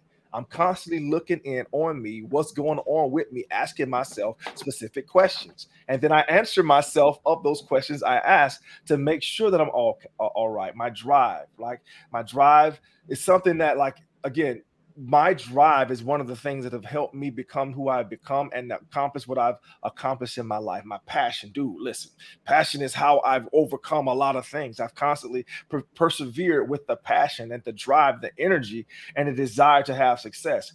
And then discipline, the ultimate, I think, definition of how I've achieved what I've achieved in my life is discipline. Me being a disciplined cat, like you talked about my working out. I don't work out because I have to. No, I'm disciplined. When I say I'm going to work out, doggone, I'm going to do it. If I give you my word, doggone it, I'm going to do it. So again, these are just certain aspects. I'm not going to go through all of it. We don't have the time. But the point is, if you go onto this site and you read, that's me talking about what discipline is. That's me talking about what education is for me. That's me talking about what accountability is for me. And also, by the way, respect is not given, it is earned, doggone it. Yes. We know that much. All right, Brian, have you had the opportunity to keep an eye on your Birds, man, so far with the 8-1 start? What are your thoughts on what's going on now with them at the bye? Absolutely. I absolutely have checking them. I've been checking them out. And I'm a little weird in this. I know. I get it. So I love the fact that they are a ugly 8-1. I love it. I love it. Now people are, well, win is a win, and it is. I'm not taking any away from any of the wins. Yeah. My point is that you're often able to have tough conversations with people about changing things when there's a loss. But when it's a so-called ugly victory and you see things on film that are glaring, now as a coach, I have that ammunition to point that thing out, to pause it, to circle it, you know what I mean, to put the highlighter on it, circle the dude who's making dumb decisions, hurting the team, hurting our chances to potentially win in the playoffs. Now I can be able to have those tougher conversations in those situations. Now you should be able to have them anytime, right? But as Charles Barkley said, I heard him say one time, he said that success/winning is the greatest deodorant there is, right? It covers up a whole bunch of stinky stuff, right? Yep. And that's what winning can do in certain instances. But once again, when you have these ugly wins and you have to find a way here, you have to find a way there, those are correctable mistakes that need to be corrected. But also you're building perseverance for the playoffs, because you're going to need that mentality to win ugly games, so to speak, in the playoffs. I'm so glad you brought that up, Mr. Dawkins, because I've always looked at it like this, right? In the previous season, in 2022, the Philadelphia Eagles were handling their business pretty early, right? They were kind of beating mostly everyone by double digits. Now in this 2023 season, there's a lot much more pressure. You're coming off of a 3-point Super Bowl loss. And like you said, everyone's kind of looking at the Philadelphia Eagles right now. And it's like, yeah, they're 8-1, but yeah, they're winning. But, there are a lot of buts attached to. And I love it. I love it. Exactly. And I love that too, right? So in my mind, I've always looked at it like this. Because they're going through these trials and tribulations, because they're going through so much turbulence at this point in the season and they're winning, wouldn't that naturally put them in a better position in terms of being ready for any moment, any situation, any circumstance in the playoffs? I know you touched on it briefly, but can you just speak on that and kind of correlate it to, when you used to play, right? Going through those rough times and how it prepares you for the tougher times ahead. So naturally, no, it's still a choice. Like you can turn off that part of your brain that says, no, you need to still get better, by saying, we're 8-1. Come on, man. Like, whatever. Like, you see what I'm saying? So it's a choice. You have to make a choice to consistently look at the film and be brutally honest with what you see. That was my standard for myself. Like that's why I didn't worry about people booing me. I didn't worry about anybody talking about me in the paper, because oftentimes what they saw in the paper wasn't even close to what I was looking at myself. That was a bad angle right there. That was a bad step. Like I'm very hard on myself. So my standard is way higher than anybody else, but that's not everybody. Other individuals, again, you have to allow yourself to be one of those pillars was accountability, right? So you have to be willingly coachable by your coaches and sometimes your teammates to help you be the best that you can be, right? But ultimately, if you do what you're supposed to do now, you will build the resources, the reservoir in your mental makeup, to be honest with you, fortitude and the like, so that when you get to the playoffs, your heart is not beating any faster. Why? Because you've had so many trials that you've had to go through during the regular season, right? And then in practices, hopefully they're doing, competition good versus good. So again, when you practice in those conditions, you condition yourself to play better in the fourth quarter in the playoffs. Again, your heart is not beating faster than it usually is. Why? Because I've been used to these conditions the whole season. And Brian, I think that's a great segue into what they have coming up right out of the bye, man. I mean, you look at that. You get Andy Reid again at their place. You got to play Seattle. You got to go to Dallas. You got Buffalo. You got San Fran. I mean, if you're not playoff and tournament tested after that, I don't know what would do it for you. And that's a beautiful, beautiful beautiful time to have this in this season for this team. So if you look at that as a fan, you're like, oh my goodness, that's a gauntlet. Oh my goodness. But as a player, we've learned that you don't look at every team. The other teams don't matter. The only team that matters right now is Kansas City. Yeah. And when you look at Kansas City, they have strengths, they have weaknesses. So we're going to try to explore, look at those weaknesses and see if we can go after, as Hollis, as Tank would call them. We're going to go after the cupcake. Like, we're going to go after whatever it is that person is that glaring weakness on whatever it is, the phase that we're on. So my point is that you don't look at all of those games. You look at one game at a time, right? And the weaknesses of that team. And with the team that we have in Philadelphia, them growing, them constantly getting better, you'll be able to then go into that game knowing that my strengths can make their weaknesses be exposed, and we can come out with a victory that game. And then when that game is done, then you move on to the next one, and so on and so forth. You know, speaking of strengths and weaknesses, right? I'm a strong believer that it's important for not only teams, but people to always self-scout, right? Always look at yourself and figure out, what are you doing well? What are you not doing well? What can you improve on? What can you do more of, less of, so on and so forth, right? What do you think should be the main priority for these Philadelphia Eagles as they enter the bye week? We know the pass defense hasn't really been up to par. We know turnovers have kind of been an issue over the past several weeks. What do you think should be the main priority for these Philadelphia Eagles, as they enter this bye week and try to get healthy again and try to focus on the next opponent? But that's it. That's it. You said it. Self-scouting. You have to self-scout.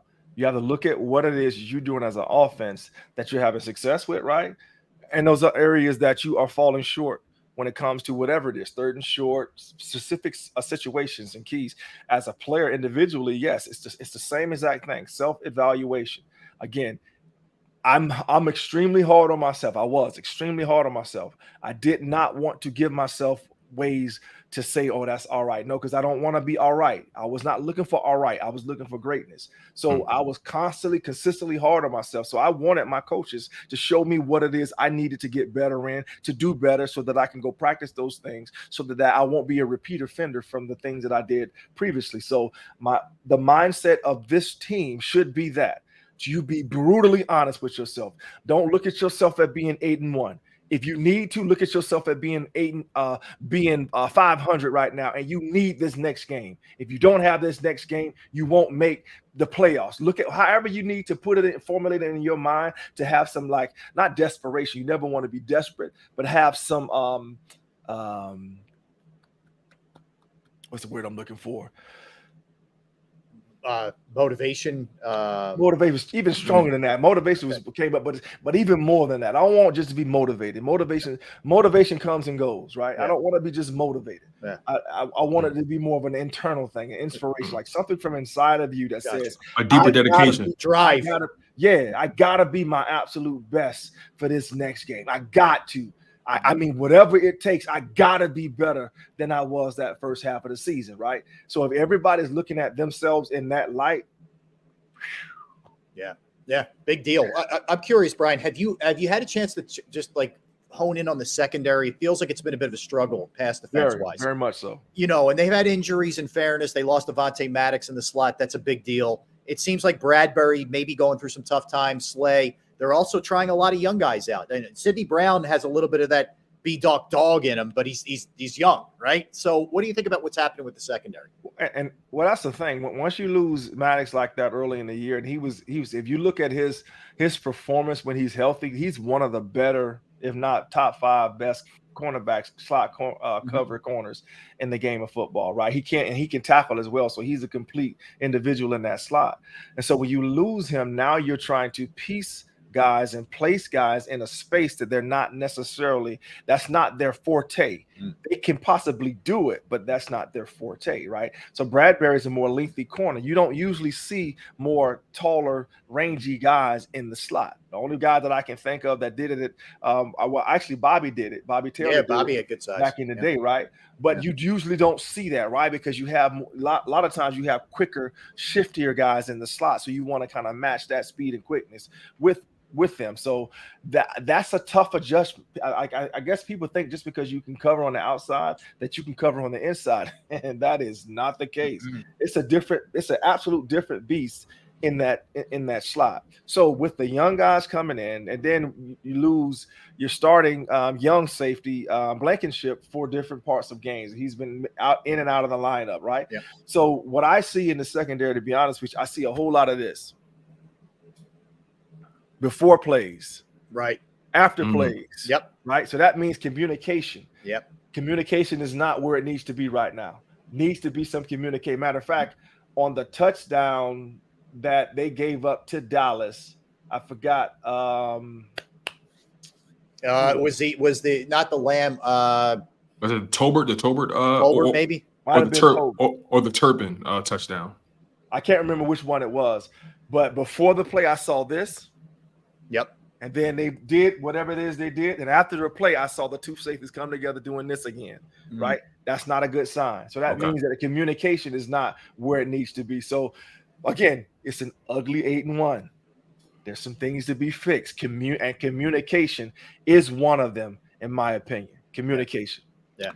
You know, the Eagles traded for a safety at the trade deadline, and Kevin Byard, former All-Pro, former Pro Bowl guy from Tennessee, a guy who tends to hold himself very accountable, known as the mayor in Tennessee. He brings his talents to Philadelphia. What were your thoughts on that move, and you know, what's your take on his game throughout his career and now his time in Philadelphia? He's been one of the better safeties in the game of football for a long time now. His name was always put up there with the best in the game. If you know anything about safety play, right? So now he's bringing those skill sets to a team that potentially can move into the playoffs and beyond, right? But it's going to take him a little bit. And actually, this bye week is coming at a good time for him as well. So he can get more acclimated to the scheme so that he's not thinking on the field. One thing you do not want to do anywhere on the field is think. You want to be able to respond and react and anticipate is what you want to do. Because when you're thinking, your natural abilities can't be seen because you become more robotic. But if I can anticipate things, if I know that this is going to happen, then I know communication-wise, what my teammate is doing, what this dude is next to me is doing, right? I can anticipate plays. So now I can allow my film study to stand in and step in for me to jump some stuff, step in front of some balls, and not play everything safe. Right now, to be honest with you, looking at him, he's doing a lot of things to keep things safe, right? Just playing deep, not giving up anything, stuff like that, not disguising. I don't see a whole bunch of disguising. And those are things that you have to do better going into the playoffs. So disguising, knowing what you need to do to allow his athleticism, the things that he does well, to become the forefront of what we see going forward. Brian, last one from me. Nick Sirianni is a very emotional coach. He wears his heart on his sleeve on the sidelines. You see it, whether it's with his players, if the Eagles get a touchdown or first down, the officials. Is that a guy that you would enjoy playing for? Is he a guy that's very relatable to you because you were a guy who also wore your emotions on your sleeve? I don't need a coach to relate to me. Okay. I don't need you to relate. Yeah, I don't. So it has nothing. It's not an external thing. It's not an external thing for me. Okay. It's an internal thing for me. This is who I am. This is what I do. Early in my career, maybe I would have been paying attention to things more outside of me. But now where I am and where I got to in my career as year 2 turned to year 3 and so forth and so on. No, it was literally an internal thing. This is who I am. This is what I do. I'm not necessarily vibing with you if you are as animated as I am, or if you're not as animated as I don't necessarily vibe with you more. None of that. I won't say matters. But for me, it was not. It didn't add to me that I mean, when I saw Andy get hyped, it got you a little hype, right? Right. It was stoic sometimes. So when you see him pumping his fist and stuff like that, yeah, you could get a little juice from it. But I don't need to look over there and see if Andy's hype for me to get hyped. Or is he relating to me crawling on the ground? No, Andy can't relate to me crawling on the ground, right? So that's yeah. Oh man, final one for me, Mr. Dawkins. Jalen Hurts, he had a tremendous 2022 season. Was an MVP finalist. Took his team to the Super Bowl, fell short, but he came back this season. Had some hiccups out the gate with some turnovers, but still, he's been considered to be one of the best quarterbacks in the clutch. Right? He's been one of the best quarterbacks in terms of playing from behind, and when his team's tied, he's been arguably the most accurate, the most productive quarterback when it comes from playing from behind. What's been your thoughts on Jalen Hurts' game this season? Where do you think he could probably make some improvements? What parts of his game do you love right now? And how far do you think this guy can go in terms of his overall development? I mean, I've said this, and I've been on the record when he was in the battle with Carlson way back in the day. I loved his past. I love what he's learned about himself and what he's presented about himself from a young age, as far as him and his composure. Okay. And that's what you're speaking about, composure. Being able to be composed when everything around you is going haywire, when everybody's around you is all hype and animated, right? To be able to calm your nerves, still be intense, because you can look in his eyes and see he's intense. But intensity does not have to be voiced. I don't have to be yelling and all those things to show that I'm intense, right? But his ability to bring all of that down to and then focus in and dial in when he truly, truly needs to, that's a mark of an individual that you can trust in those situations. And that's what you want. You want a guy that you can trust in those situations, because guess what you're going to get a lot in the playoffs? Those type of situations, right? So if you handle your business the right way, the regular season is supposed to prepare you for the playoff run. If you have that opportunity, if you do things a specific way, the right way during the regular season, I talked about it earlier, you're putting yourself in those situations that have you calm yourself, learn to calm yourself and dial in and be detailed, so that you're playing your absolute best football towards the end of the year. Again, I'm happy they're not playing their best football now. Matter of fact, if they're playing their best football now, I would be a little bit, oh my goodness, right? Yeah.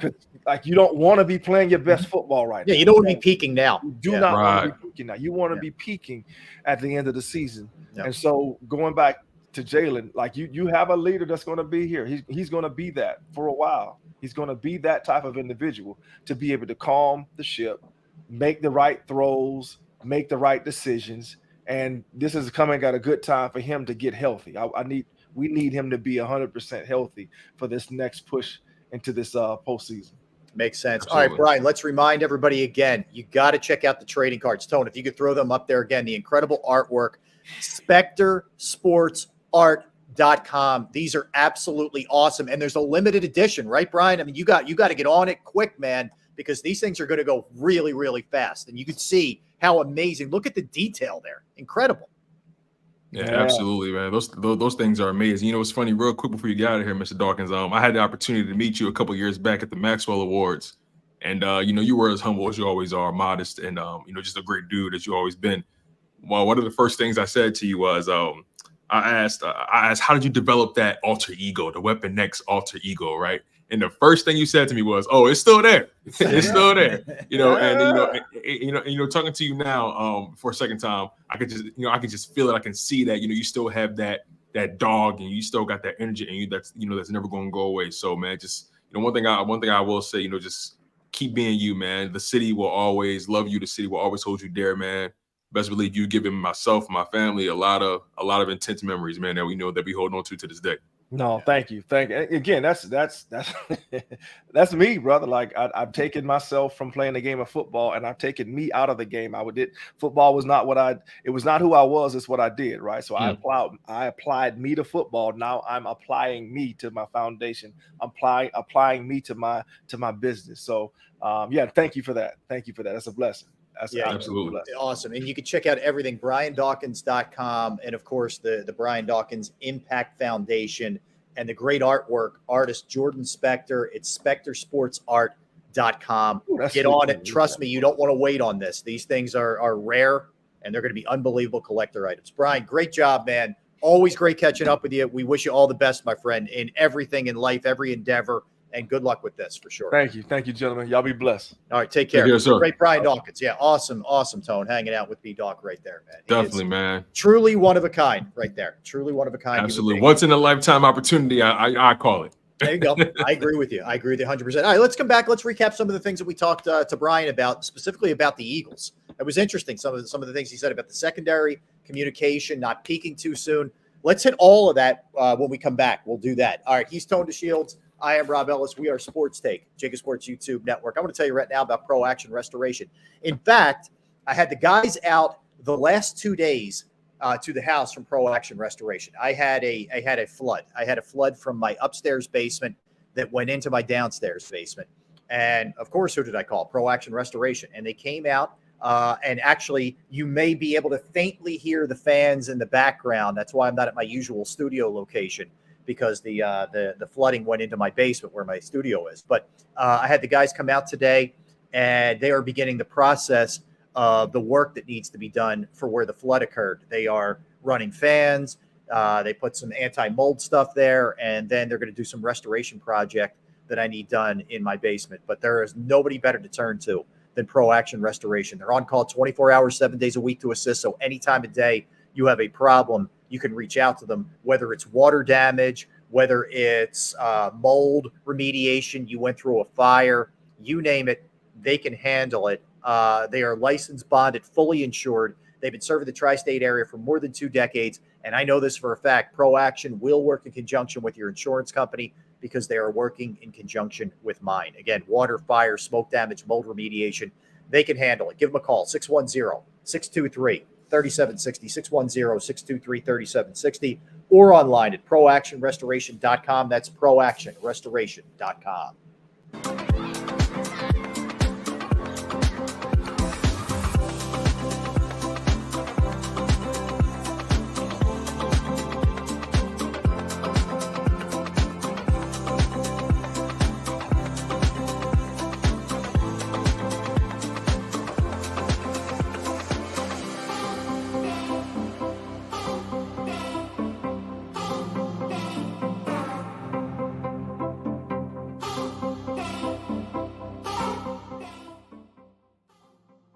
If you own a company and you're not producing a podcast, you're missing out. The public consumes messaging when they're ready. Join the professional podcast network of companies and let JAKIB Media Partners put you in the podcast arena. Come to our professional studio, or we'll come to your place of business and professionally produce your company podcast. Call JAKIB Media right now at 267-261-3428. 267-261-3428.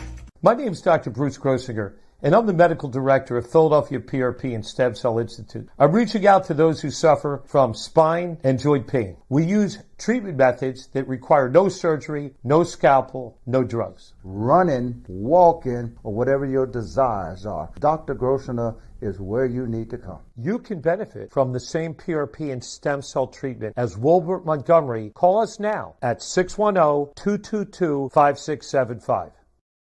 We're here to show you a better way to spend your state income taxes and get the money to where it's needed to most to the thousands of qualified kids. What we like about Blocks is they really know where the need is. This program ensures that their dollars come 100% into these kids for their tuition assistance. If you are able, Blocks makes the EITC piece go very quickly and very smoothly. Turn your PA state tax liability into need-based scholarships and receive a 90% tax credit. Win and save this baseball season from Colony Pools and Power Washing, a local company serving Delaware, Delco, and Chester County since 1970. Are you tired of looking at your green house? Is your roof, siding, deck stained green from algae and mold? Let the experts pressure wash your home and take the pressure off of you. Win with Colony Pools and Power Washing. Call them now at 302-762-2250. That's 302-762-2250.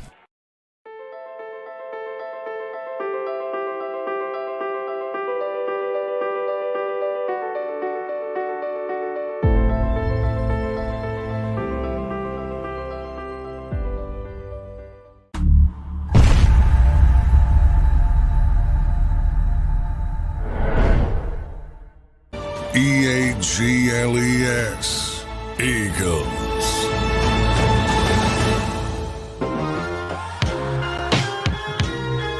All right, welcome back in, everybody. Happy Thursday, one and all. We are Sports Take. We just wrapped up with Brian Dawkins. If you missed any of it or you missed it in its entirety, you can always go back and check out everything, all of our shows, really. But if you want to look, check out the guest like Brian Dawkins, just very simple. Just go to JAKIBsports.com, go to JAKIB Sports YouTube channel, and you could always scroll back. And he was on at noon. So yep.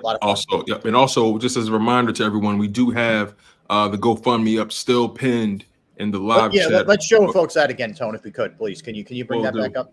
Which we will do. So, you guys, we do have that thing pinned in the live chat. As we mentioned before, D-Gun and his family, they are going through a tough time right now. We're not going to give any specific details. All the details are laid out on the GoFundMe page. But again, Derek Gunn, his family, if you want to support him, his wife, as they go through their, their situation right now, you're able to do that. The link is located in the live chat. It's pinned at the top. All you got to do is click on it, and it should take you directly to this GoFundMe page, and you'll be able to support Derek Gunn and his wife, Trish. And just to emphasize, and there isn't anything that's too small. Okay, we get it. Anything that you can do is great. And if you can't do anything financially, just a good thought. Good thought. Throw a prayer up there if you're the praying type, whatever. Because they have a pretty long road in front of them with some real challenges. And in talking to Derek today, he's already had a lot of good people reach out to him and try to assist him with some of the things that they may need around the house. That kind of stuff. So you'll get all the details there.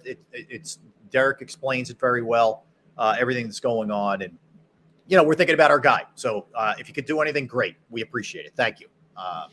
But anyway, back to what we were talking about. And again, like I said, Derek has told me, dude, keep doing your thing. I want you to do the show. I do the same thing. Just keep crushing it. All right.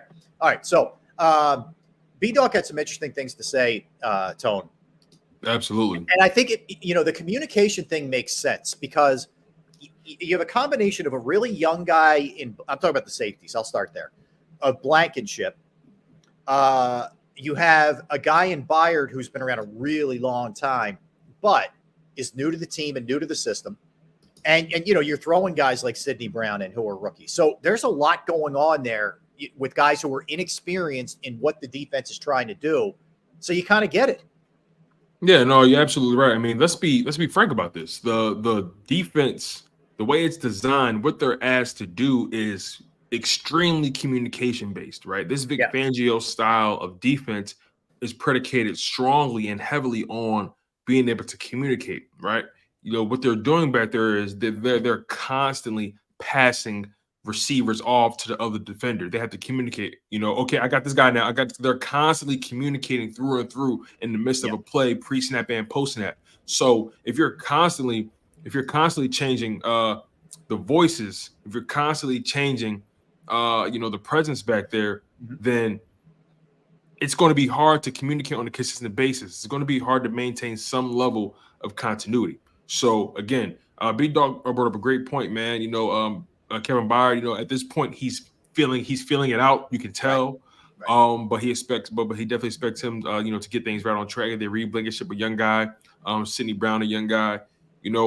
These guys had to continue to get reps and they have to continue to hone that communication, especially with the way Sean Desai's defense is ran. It's heavily communication based. Yeah, and I think the other thing is, I would feel Kevin Byard out, but if Kevin Byard doesn't necessarily want to get away because he already had a bye week, it'd be a big week for him to just hunker down at the NovaCare complex, and work with the coaches and get the, more acclimated to the system and all those kind of things. So I think that would be big. The other thing I thought was interesting is let's just go back to what he was talking about, sort of the ugly 8-1 and, maybe not necessarily sniffing yourself, feeling great about, hey, we're 8-1, man, everything's fine. No, I mean, everybody can recognize that there's some things that need to be worked on and they need to be better at. And I think that's a really interesting point that Brian makes in terms of knowing some of the shortcomings, even though you're 8-1 and not peaking too soon. And the other thing he brought up, which I don't want to jump around too much, but the other thing I thought was really interesting, the 5 upcoming games really getting you playoff ready, playoff tested, and rolling into, the actual playoffs after that. No, yeah, they have something coming up for them, in these next several weeks. And he brought up B-Dog brought up a good point that it's so easy to smell yourself at 8-1, but if you're led the right way, if you have the right people around you, the right people in the organization, you're never going to be satisfied with where you are. And one thing I can say, and I can be in that week, all can be reassured about, when you have a guy like Jalen Hurts at the quarterback position, when you have a guy like Jason Kelsey at your center, a guy like Lane Johnson at right tackle, Fletcher Cox on the D line, you have a guy like Darius Slay back there, even Devontae Smith, AJ Brown. They're all guys who hold each other and hold themselves ultra accountable, right? So funny. There's a clip of Jordan Mailata. I think he was talking at his locker after the game, right? And he gave up the sack where Jalen Hurts tweaked his knee. Okay, and that one at the end of the second quarter. Exactly, and right. He spoke about how he went up to talk to Jalen after the game, and he was just really in so many words he was pretty much saying like that's my bad, I got to be better, essentially Mailata was saying he's constantly talking to Jalen in regards to what can he do to be better, what does he need from him. He's always looking at the film, trying to figure out, how can he be a better protector of his quarterback, because he takes it personally. Yeah. If anyone lays hands on Jalen Hurts, you notice it in posting that, right? When plays are over, if anybody ever comes close to Jalen Hurts, Jordan Mailata is the first one. You know what I mean? He's the bodyguard. He's the bodyguard, man. He's the first Jason one. Peters now. Yeah. He's the first one throwing bows, man. He's the first one, throwing his head into the action. So, right. It just speaks to where this team is. It speaks to, how they're led. Because at the end of the day, regardless of your record, it takes strong-willed men to be able to make it to the finish line, to be able to make it to where they want to go, and to also remain grounded and still understand that there's more work to be done. Right. Yeah. Well said. Well said. But I thought he hit on so many different things. I mean, there's so much insight there with the guy. I mean, it's just flat out amazing. When you look at it, and he's, I'm thrilled for him that he's doing what he wants to be doing. That's great. I'd love for him to still be a part of the organization in some way, and I get it. He's doing like super important stuff, but if it means anything, I believe he was a part of the scouting or the front office department when they won the Super Bowl in 2017. He was here 16 and 17. Yeah. He was the, actually I have the title. I was going to ask him about it, but we kind of just ran out of time. But he was the executive of football operations player development for the Super Bowl season. Exactly. And lo and behold, he was able to experience that ride, and he was able to experience, what those guys put into it. We know he came so close to winning a Super Bowl himself. And it's unfortunate that he wasn't able to take home the Lombardi Trophy by his own efforts, but he was still a part of the development of that roster, the development of that team. And he was very instrumental in helping those guys make sure that team had the pieces they needed, to be Super Bowl contenders. And it was so awesome just seeing, him celebrate with the team, off the, on the field, man. Yeah. He was shedding tears of joy, man. So you would have thought he won it. But the bottom line is, man, Bree Dog, whenever he speaks, you got to listen. Yeah, I think it was just so cool. Like, I don't know, man. It's rare that you get this sort of perfect combination. What I mean by that is the guy's incredibly talented, skilled. He's a great player. He's money. But there is also such a connection with the fan base with him that he's like every box is checked. Like, I think there's a lot of that with Bryce Harper. Yep. Jalen Hurts. Jalen Hurts has a lot of those kind of characteristics for sure, but they just get it. They just get it, man. And there's not. I would go on record as saying I think Dawkins. I mean, maybe the most beloved Philadelphia athlete we've had. I'm not. I'm willing to go there. He didn't win it as a player. You would have thought he did, by the way people love him. You would have thought he did. You know what I mean? Tell me somebody that the fan base connects even to this day, and he's been out of here since 2008, right? He hasn't played a game for the Eagles since the 2008 season. Tell me a guy that's more beloved of any of the four sports. You bring up a good point. I mean, just think about the culture of Philadelphia sports and the culture of Philadelphia Eagles fandom. It's everything. It has everything to do with the way Brian Dawkins, portrayed himself, the way he, committed himself to, to his teammates, the team, committing himself to his craft and his development, working on himself as a human, understanding what his job was, always showing up. Man, you got to give credit where credit is due, man. He's one of the largest bricks in the foundation that's been laid for this Philadelphia Eagles fandom. Mm-hmm. Yeah, well said. All right, so let's hit a couple other things that we wanted to get into, Tone, and then we'll do our full-blown NFL segment. Good a couple names, good names thrown out there. I mean, Coach Marcus would say Randall. I think Randall is a really beloved guy, Marcus. I don't think he's quite on B-Doc's level, but definitely a guy who was ahead of his time and beloved. John Dickerson Bernie Perron is a very beloved guy. There's no question about that. So, yeah, good names. I mean, no question, good names. Julius Erving, I would put in that category. Personally, he was the guy I loved when I was a kid. But, yeah, I mean, Bryce Harper is making a good run at this thing now, present day, I would say for sure. All right, so I just want to just touch on the Sixers again. And I really believe the obvious thing is not having Harden here, but I want to give Nick Nurse some love here. And Kelsey's a good one, Daz. And Coach Marcus says Iverson. Great ones, no doubt. I see them defensively. I see the offense looks to me like it's a lot more cohesive.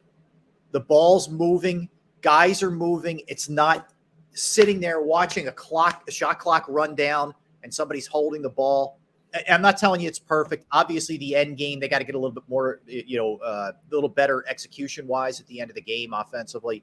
But I think if you're a Sixers fan, A, there's a lot to be encouraged about. And B, if you were someone who jumped off the bandwagon because you were fed up, all I'm saying is do whatever you got to do.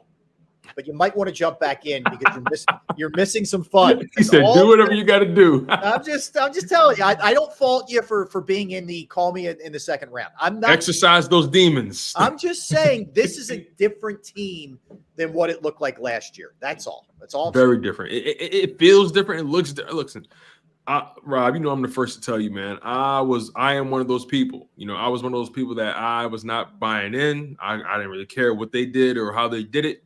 And I've seen this team play, and I'm looking at them like this just feels different. It looks different. It smells different. It's like that new car smell. Yes. You know what I mean? It's like, okay, all right, That's a good way to put it. And I just love the energy everyone's playing with.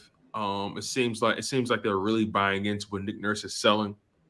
Nick Nurse, he's shown so far in his career that he's a very good coach, and he's also a forward-thinking coach. And he's also not married to the things he wants to do. He's more so married to what can he do to make his players better. There are some coaches who get too caught up in what they bring to the table, right?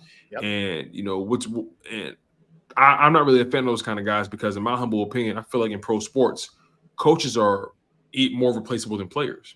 And there's no doubt about that. When it comes to that, as a coach, those players aren't there to make you better.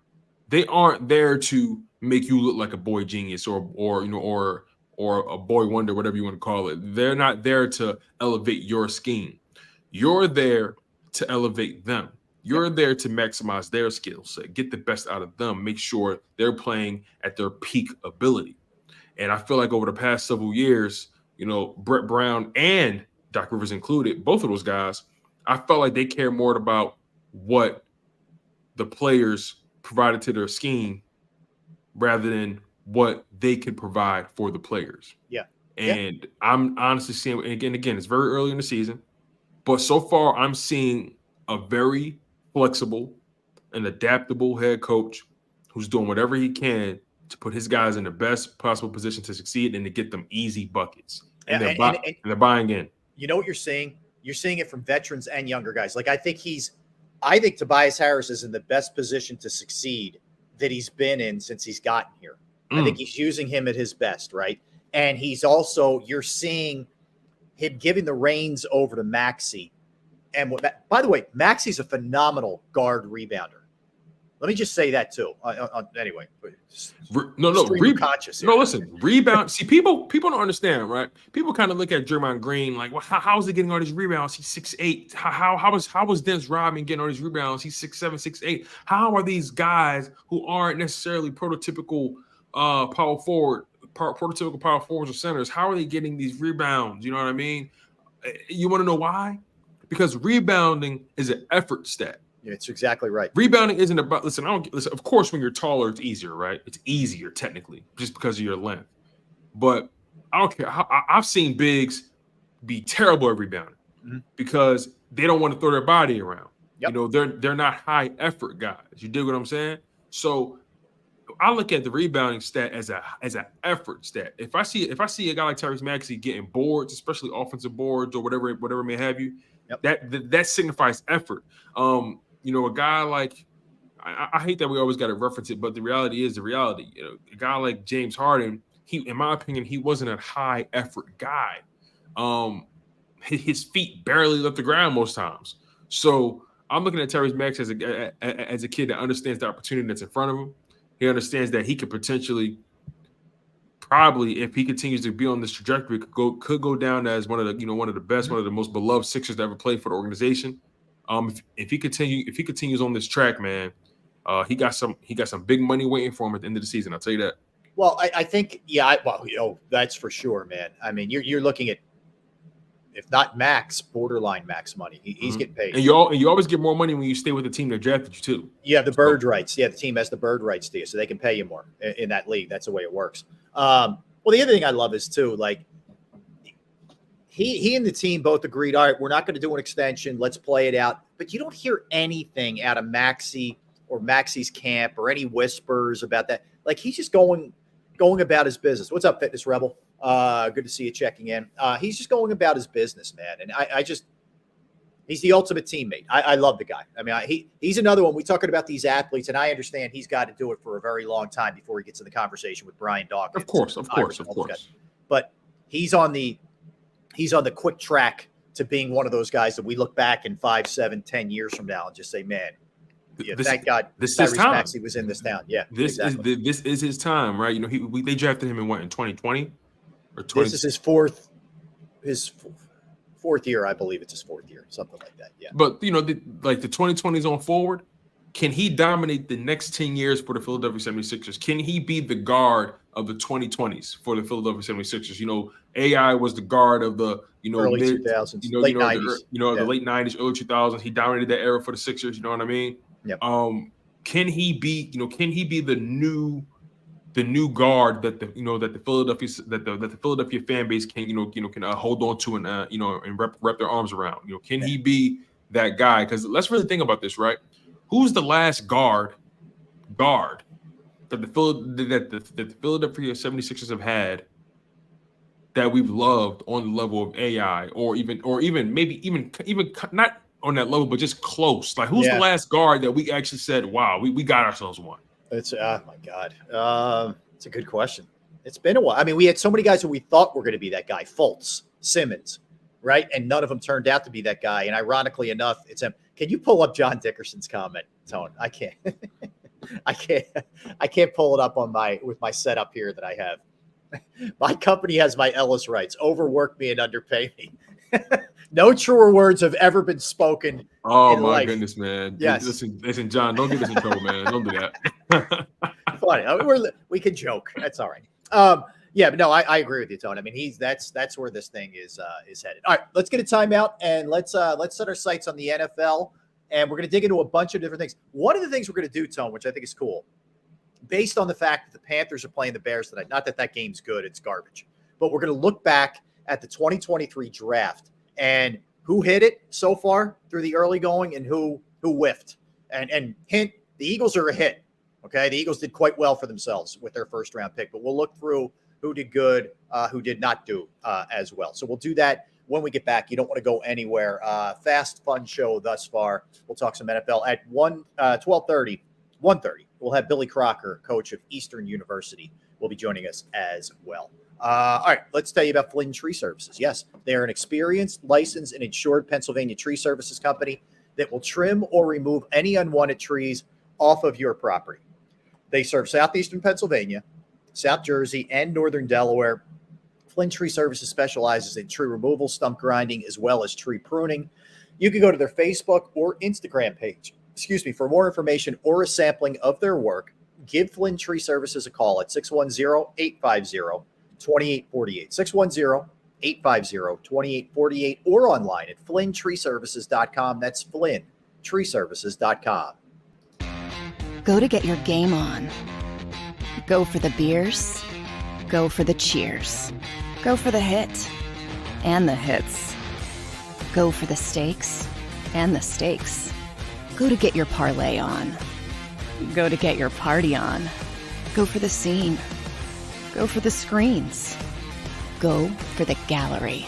Go for the win. Go to Ocean. Visit theoceanac.com to plan your visit. At Pond Lehocky, we've recovered billions of dollars for our clients, and we're confident we can do the same for you. With over 250 years of combined courtroom experience, we've helped over 100,000 injured clients obtain some of the largest settlements in Pennsylvania. One conversation is all it takes to help you and your family get back on track. If you've been injured in an accident, give Pond Lehocky a call.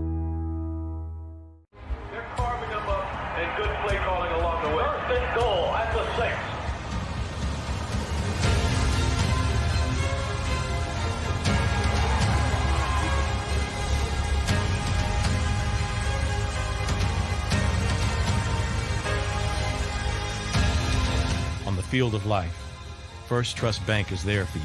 Champions on 3. 1, 2, 3. Because Philadelphia dreams deserve a Philadelphia bank.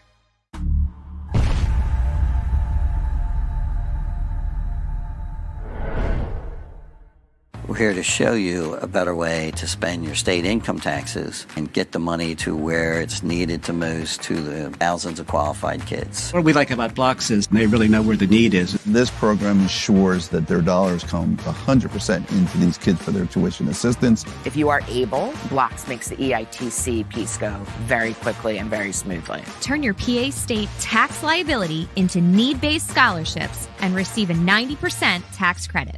Since 1977, it's always been about you, the community, at Rafferty Subaru. And through the Subaru Love Promise, we prove we care by supporting charities like So Good Now. So Good Now helps kids in under-resourced areas by connecting them with student athletes to serve as mentors. We remove barriers so athletes can help youth in the corners of our communities where light and love are needed most. When you choose Rafferty Subaru, you help organizations like So Good Now. It's all about you at Rafferty Subaru. Do you stream on a Roku, Fire Stick, Google TV, or Apple TV? Now you can watch 6ABC 24/7 with the 6ABC Philadelphia streaming app. And the big story on Action News? Search 6ABC Philadelphia and start streaming today. EAGLES. Eagles.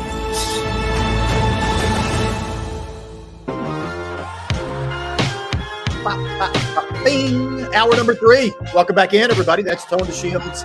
I am Rob Ellis. Appreciate you hanging with us and making us a part of your day whenever you do it, whether you do it live like we are right now, or you go back, check out the show a little bit later, whatever the case may be.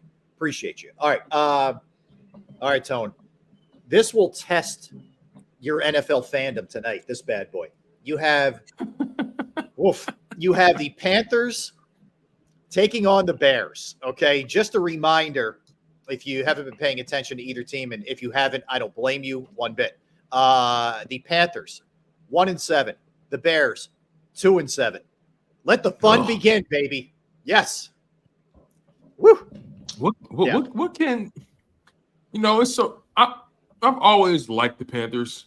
I like their colors, their logo. They're in the Carolinas. It's always nice like down there. I just I just feel like the NFL is a better place when the Panthers are good. And they haven't been good. They ain't good. they ain't been good in quite some time, man. Yeah. It's honestly sad. Bryce Young, he's gotten the worst end of the stick, man. He was drafted to a team that had no offensive line to begin with, and it kind of blows my mind, right? You draft this guy, doesn't really have any size on him at all. I met Bryce Young before, by the way, at the Maxwell Awards, and I'm bigger than him. He is. So he's short and skinny. I mean, that exactly. Some of these other guys are put together. Even though they aren't necessarily like Kyler Murray is really short, but he's pretty stocky. He's built like a tank. Like Hurts is my height. Yeah, and Hurts stocky though. Stocky. Hurts' lower body is insane. Dense dude. So but Bryce Young, smaller guy, man, very, very slight. Let's just call him slight, man. Yep. And he's been getting beat up all season. I think he's too talented for him to be experiencing the things he's experiencing, because it's so hard to get a gauge on how good he can be in this league if he has nobody to throw to besides an aging Adam Thielen. And then he doesn't even have anybody to block for him, man. So, and then even their one win, they barely got it. And it was almost like the league didn't want to give it to him, because every time they kicked the field goal, it was a penalty. and they had to kick it again. So it was almost like the league was like, no. So, man, this is going to be, like you said, it's going to test our football fandom tonight. Yeah. As far as the Bears go, man. Yeah. Well, they need a house cleaning, my friend. They need house cleaning. That's funny. They need an exorcist. It's just demons all over. They need Pro Action Restoration to come in there. They need Pro Action Restoration. Boom! I like that. It's not pretty. So we'll tie something in that we're doing a little bit later to the game. We'll get to that in a second. They need Pro Action. They need Flint Tree Services. You know what I mean? They need a lot of help. They need our maybe guy, a Bravo Pizza would help them get through the day. I don't know. They need our guy Jim Murray to clean up the books. They need all of that. Oh, well said. All right. I was surprised by this. So I was I was reading a game story about the 49ers. Steve Wilkes is their defensive coordinator. Okay. They're moving him from the booth to the field. Okay. I mean, whatever, not a big deal, but, and they have that's actually a really good game this week. 49ers at Jacksonville. That's going to be a fun one. I think the Jaguars going to edge them. I'm telling you, man, that's going to be a really good one. It's a 1:00, by the way. But what I found interesting in looking at this, first 5 games, the 49ers defense gave up 13.6 points per game, which at that point was number 1 in the NFL. Okay. Last 5 games. I'm sorry. That was the first 5, 13.6. Last 3 games, 24 points per game. So they're up more than 10, just about 10 points per game in the last 3 from what they were. So people automatically just think that it's Brock Purdy and there's no Debo and there's no Trent Williams and it's all the offense. Mm-hmm. Not the case, man. Their defense has not been playing up to, what they thought it was going to be before the season started. Yeah, man. The 49ers are a team that came out hot. And it's so funny. Remember, B-Dog said, you don't want to peak too early. Yeah. And if you notice, a lot of the teams that peaked early, just from an optic standpoint, how it looked, blowing teams out or whatever, like Miami, like the 49ers, now they're coming back down to earth. You know what I mean? Now we're starting to see the real them, right? And then it makes you look at the Philadelphia Eagles like, okay, yeah, they've had their struggles, but they're still finding ways to win games. Yep. They're made of something different than these other organizations, even though, because if you think about it, right? Miami, they're a very scripted offense, right? Yeah. If you throw off their timing even by a second, Tua is not the same quarterback. He throws the spots. He doesn't throw guys open like a Jalen Hurts does. So I don't look at Tua as a playmaker. I don't look at someone that can, how can I put this?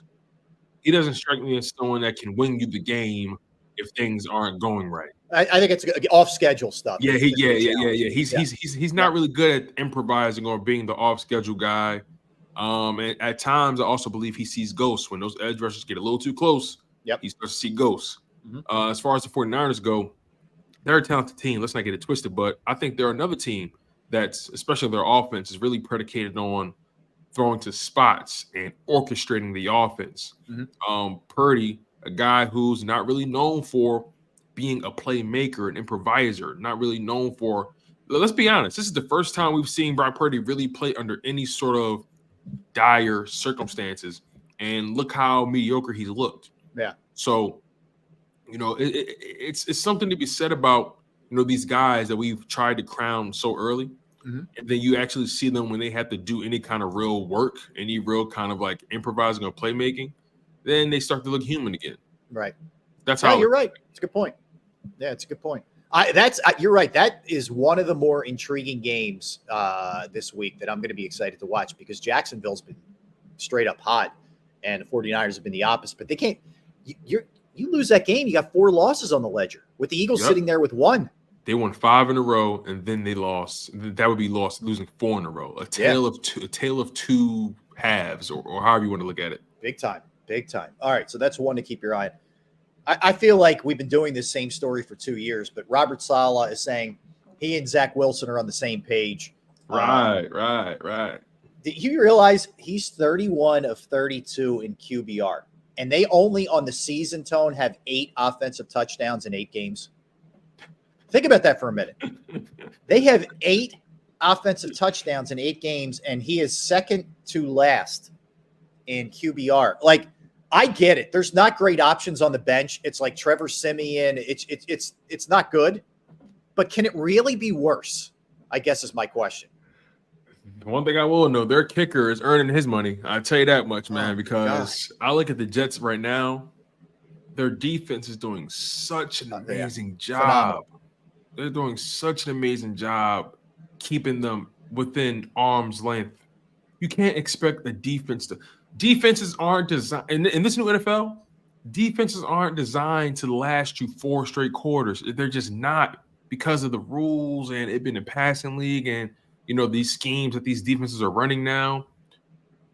Defenses cannot hold off a team for 4 straight quarters if your offense isn't generating any level of production. You dig what I'm saying? Like, you can't expect your defense to hold teams to under 10 points every week so you can get 13. Yeah, you know what I mean? Yeah, like, it's just not fair to them. I wouldn't be. See, this is a dangerous situation the Jets are in because yes, you have Aaron Rodgers coming back next season. He's trying to come back this year, but I don't think he'll come back. No.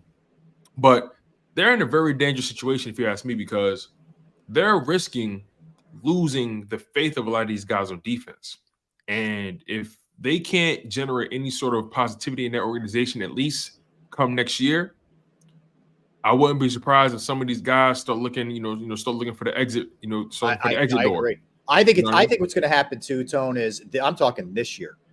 The defense is going to get to a point where it's going to start getting ugly. You're going to see some blow-ups on the sideline. There's going to be some stuff going on with the Jets. I'm telling you that. And they got some talent on that defense that hasn't necessarily got their second contract yet. And I'm talking specifically about Sauce Gardner. Right.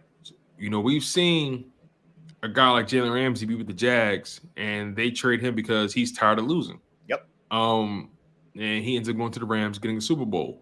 Mm-hmm. I wouldn't be surprised if Sauce Gardner enters, year 3 or whatever, or year 4, because they're gonna pick up his 5th-year option for sure.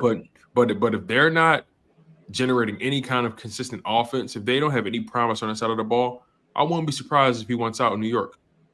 I wouldn't be surprised. That wouldn't surprise me even a little bit if we get to that point. It wouldn't surprise me. Yeah. Now Quentin Williams, he might not go anywhere because they just paid him. Oh, he's locked in, I think. Yeah, but so far as Sauce, you better throw him you better make him an offer he can't refuse, because other than that, he's probably going to get it from somewhere else. Back up that Brinks truck, my friend. All right, elsewhere. I kind of feel for the guy, and I'm glad he's changed his tune. Ryan Tannehill said it hits hard when you realize you're not the starter anymore. But frankly, they needed to make a change, so I think Tennessee did the right thing.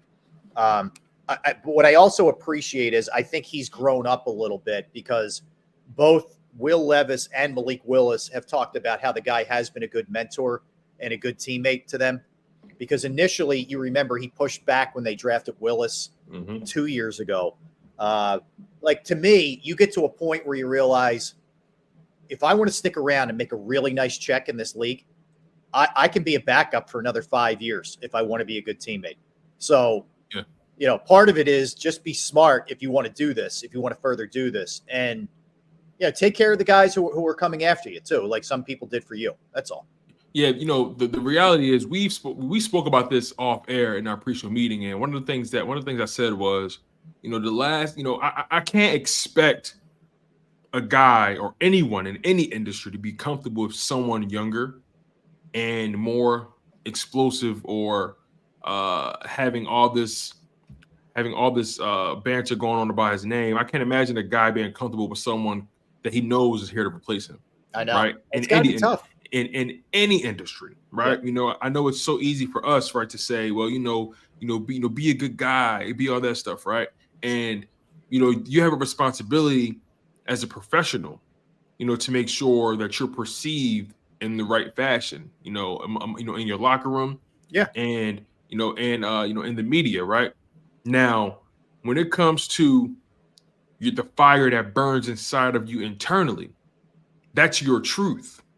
And if that's your truth, no one can take that away from you. If you're saying to the media, hey, glad to have him aboard, I'm excited, you know what I mean? We're going to support this kid, this, and the third. That's what you're supposed to say as a professional. Mm-hmm. As a professional. Yeah. But behind closed doors, in your heart, damn well This kid ain't taking my damn job. Are you freaking kidding me? I'm about to smoke his ass. You know what I'm saying? So there's nothing wrong with feeling that way. You have every right to feel that way. And if you don't feel that way, something's wrong with you.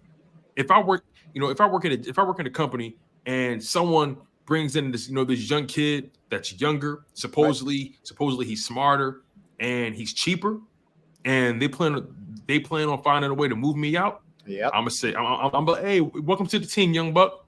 And then as soon as I leave the room, I'm about to cook this young blood. I'm about to let him know. Listen, this is how you crunch numbers on Wall Street.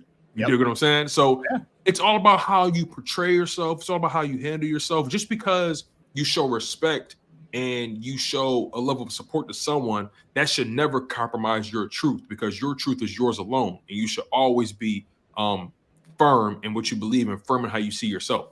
Well said. Well said. Well said. All right, let's hit a couple other odds and ends here, NFL-wise. So I guess speaking of that, so Wentz gets a $150,000 signing bonus for signing with the Rams. Money. I know, man. I know. Must be nice. But the fine print of this is no, not with him. Not even with him. Okay. Matthew Stafford is guaranteed $31 million for 2024. His cap hit, listen to this, 49.5. Matthew Stafford's not going anywhere because no one's trading for that. They tried to get him to tweak that deal. He was like, they did, and he wouldn't do it. He was like, no, right. Why? And it's not that he's an awful quarterback, but he's hurt all the time, man. He's always dealing with something. So he's going to be back next year. They're not going to be in the market for a quarterback or the Rams. They're going to have to go some other direction unless they could steal somebody late, who kind of falls to them or whatever. But it's going to be Stafford next year. I'm really curious to see how Carson Wentz handles this situation, this new role that he's in, because I don't think Stafford's going to be out for the whole year. But we talked about this. I think Wentz is going to be able to have maybe 3 games to really show if he can play again. Yeah. Right. It's a good showcase for him if he can get a little run. Yeah. He's in a great situation in terms of coaching, great situation in terms of receiver. So we'll see. You're right. We'll see how these turn out with Kupp and Puka and Puka Nicole, and they got that kid. Tutu Atwell. Yeah. So he has some nice pieces to throw the ball to. Yeah. The question is, can he be coachable? Can he take what McVay's telling him and apply it to his game? Yeah, that's where we're going to find out. That is the big, and he's in a perfect spot like Baker Mayfield was last year. Just lay low, learn as much as you can learn, and be ready to roll when you get called on. Yeah. Josh Allen's dealing with a right shoulder. He is going to practice today, but he is very sore. Buffalo's a team right now, Tone, that cannot afford to lose any more games. They're 5-4 right now. So, yeah, that's a problem. They play Monday night against Denver, which, you normally think that's a cakewalk, and I still think they're going to win. But Denver's played better lately, and I don't know that they're the layup that they were earlier this season. So that game might be kind of interesting. Listen, Denver's 3-5. They're 5-4. They're not far off from what the Bills have done this season. I mean, only difference is the Broncos. I think they've had a bye week, so that's why they're a game behind. Yes. And I don't think Buffalo has had theirs yet. So Buffalo, they can't afford to underestimate anybody at this point. It's not like teams are coming in like, oh, okay, yeah, Buffalo, we got to make sure. Teams are looking at Buffalo like they're beatable now. Oh yeah. So I don't doubt by any stretch of the imagination that Denver is going to. Is that a home game? Who's home for that game? That game's in Buffalo. I don't have any doubt in my mind Denver is going to go into Buffalo, scared, tucking their tails. They're going to do everything to try to, salvage their season and at least bring their season to maybe, an 8-9 or 9-8, mark. So, Buffalo, and also a shoulder injury. Yeah. Look, man, a lot of these quarterbacks are dealing with something. Hurts with his knee. Trevor Lawrence was dealing with some knee issues a couple games ago or a few games ago. I think they were skeptical if he would play in that Saints matchup on Thursday night. He came out and balled out. Stafford dealing with the hip and the finger. Yep. The hip was earlier in the season. Kenny Pickett, I think he was dealing with something as well. The bottom line is, man, all these quarterbacks are dealing with something regardless of how they play the position. If they're a pocket guy, if they're, if they're a dual threat guy, if they're a running quarterback, but whatever it is, Kirk Cousins tore his Achilles or tore his ACL, one or the other. Tannehill is getting back from injury. Garoppolo had a back injury earlier on in the season. Daniel Jones tore the ACL and had a bad neck earlier in the year. Justin Fields, all these guys have been dealing with something regardless of how they play the position. Yeah. So I'm curious to see how that matchup pans out, because if Buffalo loses this game, I don't see them being in the mix for the playoffs. As of right, huge trouble if they lose. As of right now, they're the 8th seed. Yep. So they're numerically still in it. Mm-hmm. They're very they're still in it, but they can't. They're dancing on the line there, man. That's for sure. Yeah. Exactly. They are dancing now. The only really saving grace they may have is the Miami Dolphins are looking like mortals now. So if the Miami Dolphins fall off again, the Buffalo Bills could probably catch them, but we'll see. All right, this one's been weird. The usage of Bijan Robinson in Atlanta, it's been very strange. If you look at the season, so the Algier, who has been sort of the primary guy, and he was last year too, Tyler Algier. So he's got 116 carries for 371 yards. It's 3.2 yards per carry. It's not like he's lighting the world on fire.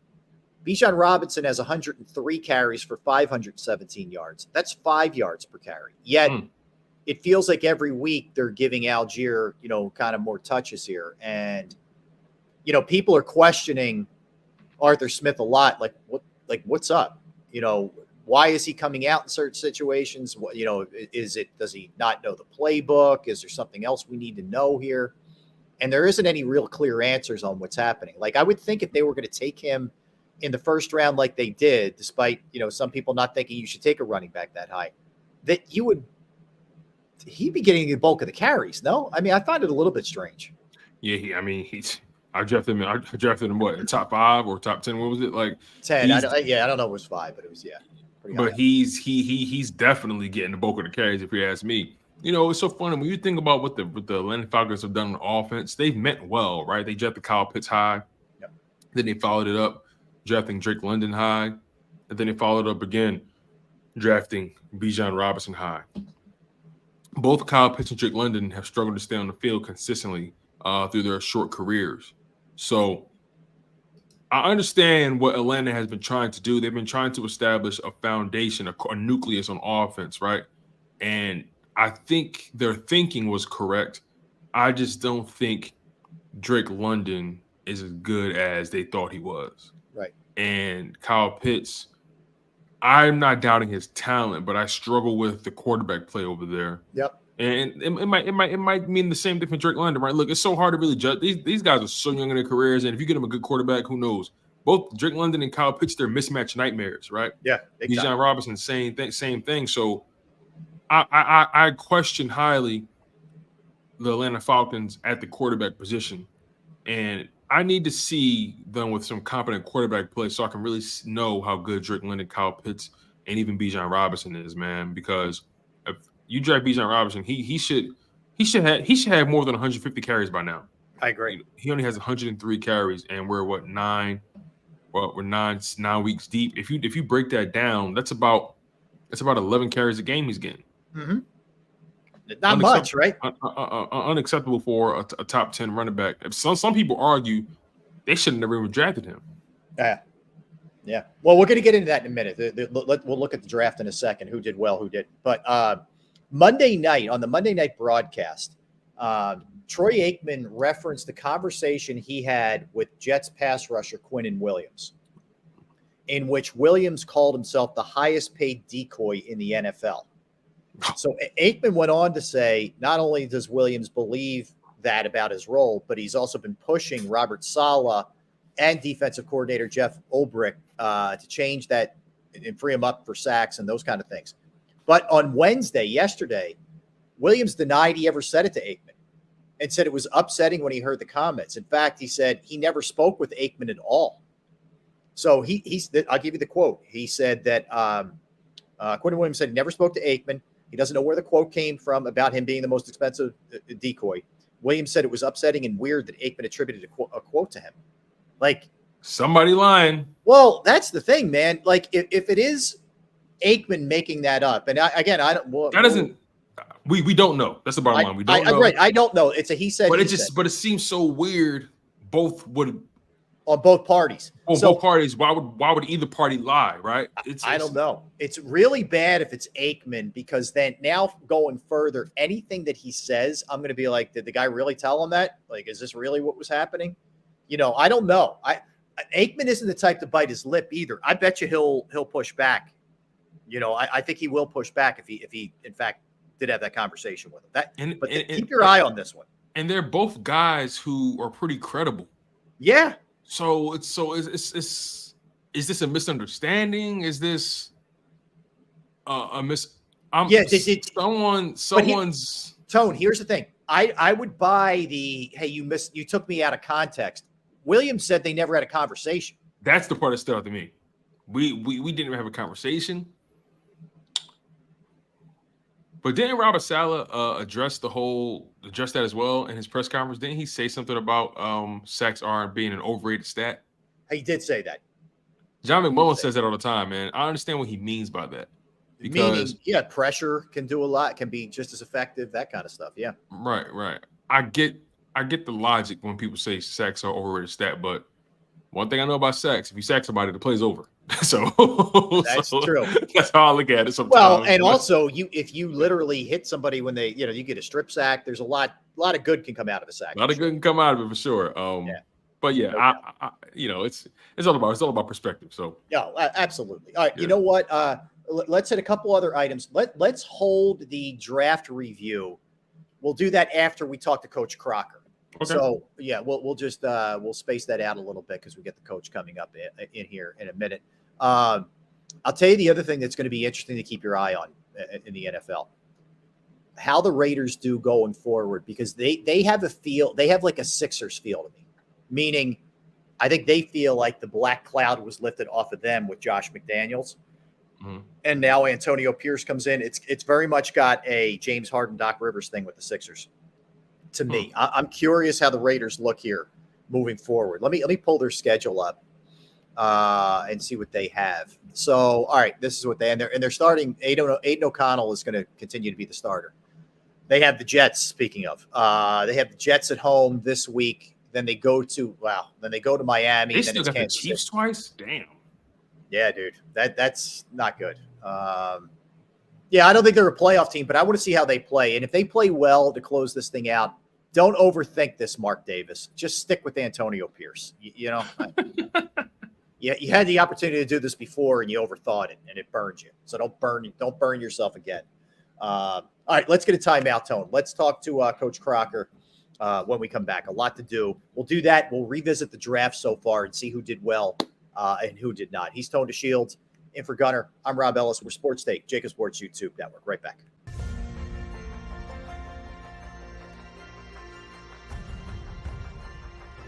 I remember getting my heart broken when they lost the Super Bowl in 2004.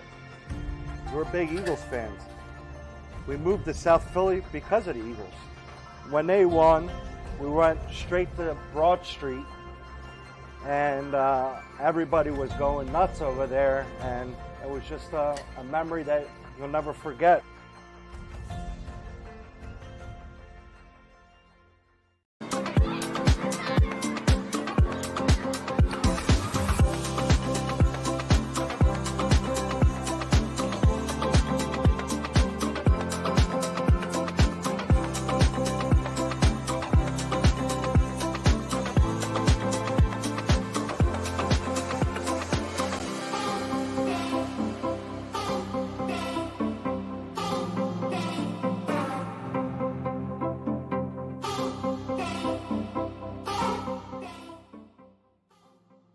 If you own a company and you're not producing a podcast, you're missing out. The public consumes messaging when they're ready. Join the professional podcast network of companies and let JAKIB Media Partners put you in the podcast arena. Come to our professional studio, or we'll come to your place of business and professionally produce your company podcast. Call JAKIB Media right now at 267-261-3428. 267-261-3428.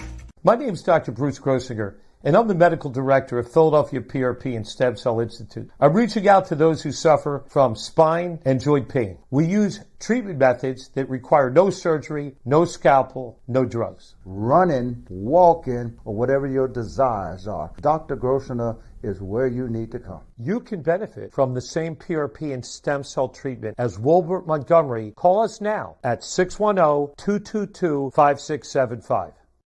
We're here to show you a better way to spend your state income taxes and get the money to where it's needed to most to the thousands of qualified kids. What we like about Blocks is they really know where the need is. This program ensures that their dollars come 100% into these kids for their tuition assistance. If you are able, Blocks makes the EITC piece go very quickly and very smoothly. Turn your PA state tax liability into need-based scholarships and receive a 90% tax credit. Win and save this baseball season from Colony Pools and Power Washing, a local company serving Delaware, Delco, and Chester County since 1970. Are you tired of looking at your green house? Is your roof, siding, deck stained green from algae and mold? Let the experts pressure wash your home and take the pressure off of you. Win with Colony Pools and Power Washing. Call them now at 302-762-2250. That's 302-762-2250.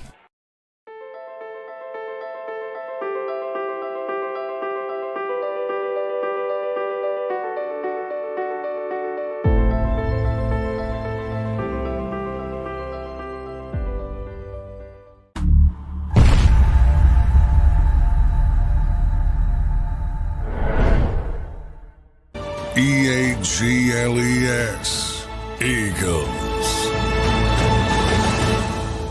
All right, we're back. Thanks for hanging out with us. We are Sports State as Tone. I am Rob on this Thursday, and as he does each and every Thursday at this time, we are joined by the head football coach at Eastern University, the Eagles.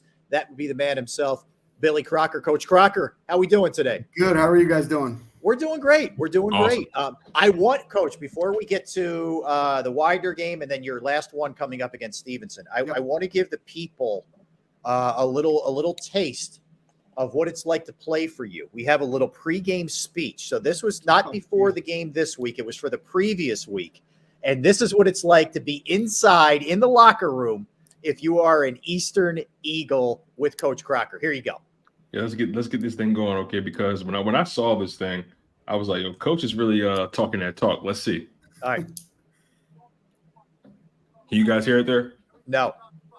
All right, let me try to bring it up one more time. Give me 1 second, guys. Sorry about technical difficulty here. I give you that build-up, man. We got to hear this. It's okay. We got it. Give me All 1 right. second here because, the bottom line is, Coach, he does such an amazing job, motivating his team and bringing the best out of them no matter what the circumstances are. Let's see if we can try this one more time, okay? All right, let's All do right. it. About what? If not, we're gonna We have talked you about reenact. belief, and we talked about trust. Correct? I believe in you, and I trust you, and you have done that with me so far. Correct? Yes, Coach. We got 3 guaranteed opportunities left. You got me? Yes, Coach. Make the most of it, right? Yes, believe in each other, trust each other. It's going to be hot. You're going to have adversity, and things are going to get hard. Correct? Yes, Coach. Now, hey, every game to date, you have pushed through. You have stuck together. You do that today, and we're celebrating this locker room. You got me? Yes, Coach. Here we go. Win on 3. 1, 2, 3. Win. Let's go. Let's go. Let's go, baby. Let's go, baby. Let's go. That is awesome, man. I need my neck roll. Let's go. Let's go. Right now. I love it. Tone didn't have to bleep anything out there. You know what I mean? Hey, listen, Coach, we prefer the raw and uncut version because, look, man, the reality is this is a game of football. It's an emotional sport. Yep. And, it takes, it can give you a lot, and but it can take even more from you, right? I'm curious to know, throughout, through several weeks of coaching this team, being a trailblazer with this program, what's been some of the most amazing things that you've gotten from this opportunity? No, I think it's, just having that many sets of ears and eyes on you at all times. And again, I think I've talked about a little bit, and not just the players, but also the coaches and the training staff and our support staff that's in there with us all the time is, everybody is sort of looking to you all the time. And, you really got to step back every once in a while and think about that, whereas all my career in the past has been, I've got to step away when I wanted to step away, as an assistant and kind of let, the head coach do his things. And especially with this group, because they're so green and so impressionable, again, as are a lot of the coaches, so I think that's been sort of the most amazing thing in terms of just my personal experience. But and then just the other thing is just how they've continued to come together, I think has been something and that's really why you do it, to see that part of it. And I know that's not something that shows up, in the win-loss column or the stat column or anything that's tangible that anybody can really see outside the people that are in this building every day and get to see it firsthand. I'll tell you what, we work really side by side with some great guys over here at Valley Forge Military Academy. That's Mike Muschella and Mr. Bowe, and they're here every day with us. They're almost a part of our staff because it's just us and them in this big field house we have. And they've said multiple times, like, Coach, they've been literally here every step of the way. And they're like, it's just been amazing sort of having a front seat at what it was and then where it is now and how you've gotten there. That's really cool. All right. So last week it was a tough, you had a very experienced wider team. You knew this was going to be a tough one. A lot of guys who have been around 4-year seniors, 5th-year seniors, et cetera. You got down early. It was, you got out rushed pretty heavily in the game. Not the kind of game you want to be playing from behind with the squad that you have right now. No doubt. It was, we knew it. They had 30-something seniors. We got none. So we knew it was going to be a tough deal. We turned the ball over 5 times. I don't care who you are. You're probably not going to win that ball game when you turn it over 5 times, but we had a chance there. We got down early and then we fought back and we got it to, really a 2-score game at halftime. And, if we had gotten a stop there coming out of half and maybe pumped one in, all of a sudden you got a whole different ball game. And, we weren't really able to do that. The thing I was most impressed with our team actually defensively was they're a big physical operation with 2 really good running backs and they couldn't run the ball. They had, I think, 30 carries for about 52 yards in the game, so which was huge. So I was really pleased with the physicalness of our defense, which was awesome. But we just can't turn it over. And we were great on 1st and 2nd down on defense. We couldn't get off the field on 3rd down. So That was a little bit of the story of the game. Yeah, you guys outrushed them 131-57, just to back up your point. Yeah. So you move on from that one, but you do have the opportunity to redeem yourselves with one more here against Stevenson. I know you guys did have a bye week, right? So I guess that earlier in the year, yeah, that had to help. But are you looking at it now where you're seeing some guys who aren't used to the rigors of college football who are pretty beat down at this point in the season? Yeah, I think yes, to answer your question, I think there's a lot, and not just physically, but I think mentally. Yeah. Because the 3/4 of our team is in college for the first time. Mm-hmm. So they're away from home for the first time. They're kind of getting punched in the face academically for the first time.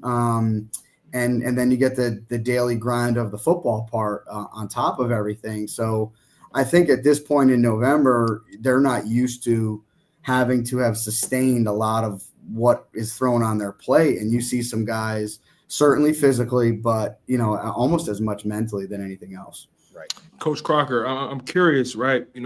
With building this new program at Eastern University, it's the first of its kind there. It comes with its own set of challenges, ups and downs, and its own set of adversities that you have to make it through. And obviously you're dealing with a lot of young kids, a lot of freshmen. You don't have any upperclassmen on your roster right now. Right now and going forward, how are you guys gauging success, knowing you guys essentially are facing an uphill battle because you're essentially building a program from the ground up? How are you gauging the success of this season? Yeah, I think it's a week-to-week basis in terms of how we see improvement, and again, I think, you look at the score from last week, that's not improvement, but, there were some things there. Again, I thought we moved the ball better last week again than we did earlier in the season.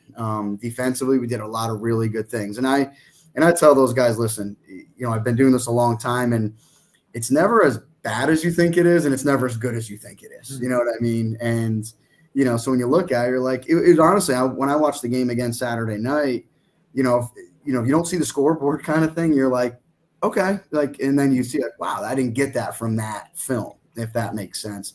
But I think it's a week to week, deal in terms of, hey, are we progressing? Right. The guys getting better. Are there guys? I think one big key to success, especially at this level, is how many guys are still bought in? How many guys are still coming to work every day and having a great attitude? I'll tell you what, the atmosphere up here on Monday afternoon, because we give them off on Sundays. They come up Monday afternoon to lift and, do the film and get treatment, all that kind of good stuff. And their attitude was phenomenal. You know what I mean? And again, maybe they're just too naive to realize at this point. But, I think, we still are carrying a way larger number than I thought we were going to at this point in the season. Guys not missing, showing up to everything we're doing and going out on that practice fields, and continuing to work. Like we had a really good practice Tuesday and Wednesday. We're going out here in a little while. I think that's how we gauge it right now. Because listen, I've been places, once you're eliminated from playoff contention, it was pulling teeth to go out there. At Villanova, we're 6-4. We know we're probably not making the playoffs. It was tough. You know what I mean? So I think from us, it's, how many guys are still showing up and want to do what we're asking them to do on a day-to-day basis. And right now, I think that's a good way to try to measure the success for the program right now. Hey, Rob, if I can follow up really quickly. Yeah, go ahead. Rob, it's so funny. You mentioned how the guys are still bought in regardless, of how the season has been going for you guys. And again, you have a lot of young guys, so it's easy for those guys to kind of tap out. Oh, yeah. But, what stands out to me, just even off the stat sheet, right? The fact that you're building your defense and you're building your team on the foundation of run defense and being able to run the ball, right? And to me, those two areas signify effort. And if you don't have effort, you're going to see it in run defense.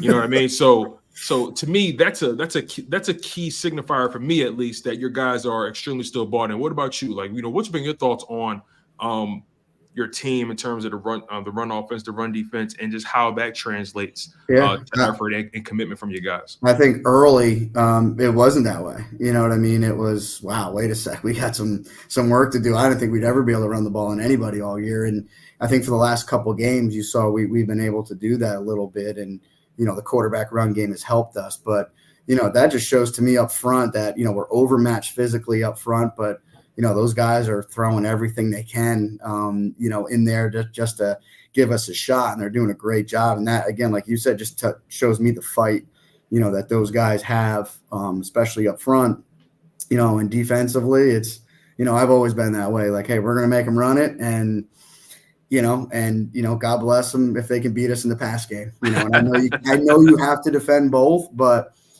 to me, if you don't stop the run, especially in college football, you have zero chance. Zero. Yep. We did that one year. We went down and played Pat White and company down at West Virginia, and we said they ain't gonna run it. They can't. We have no shot, and we probably didn't have a shot anyway.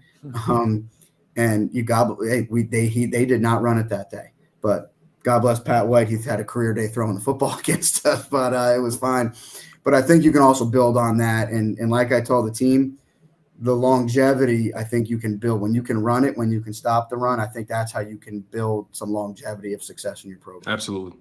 So you got one more. How do you view the last game? Is it, let me get some guys who maybe haven't gotten some time, some shots? I don't know if you've been doing that already. Maybe that's what the approach has been, Coach. But will you work a couple more guys in who have busted it all year for you, who maybe haven't gotten a ton of opportunities? Or, hey, we want to go out on a high note, man. We're looking to win. How do you go about it? Yeah, I mean, number one, we're going down there to win. We went down there last year, played a JV game against kind of some of the kids we're facing, to be honest with you, and we played really well and essentially won that game. So we're going down there to win. We're going to travel a few more guys than we normally do because we've thrown some more guys in from a special team standpoint.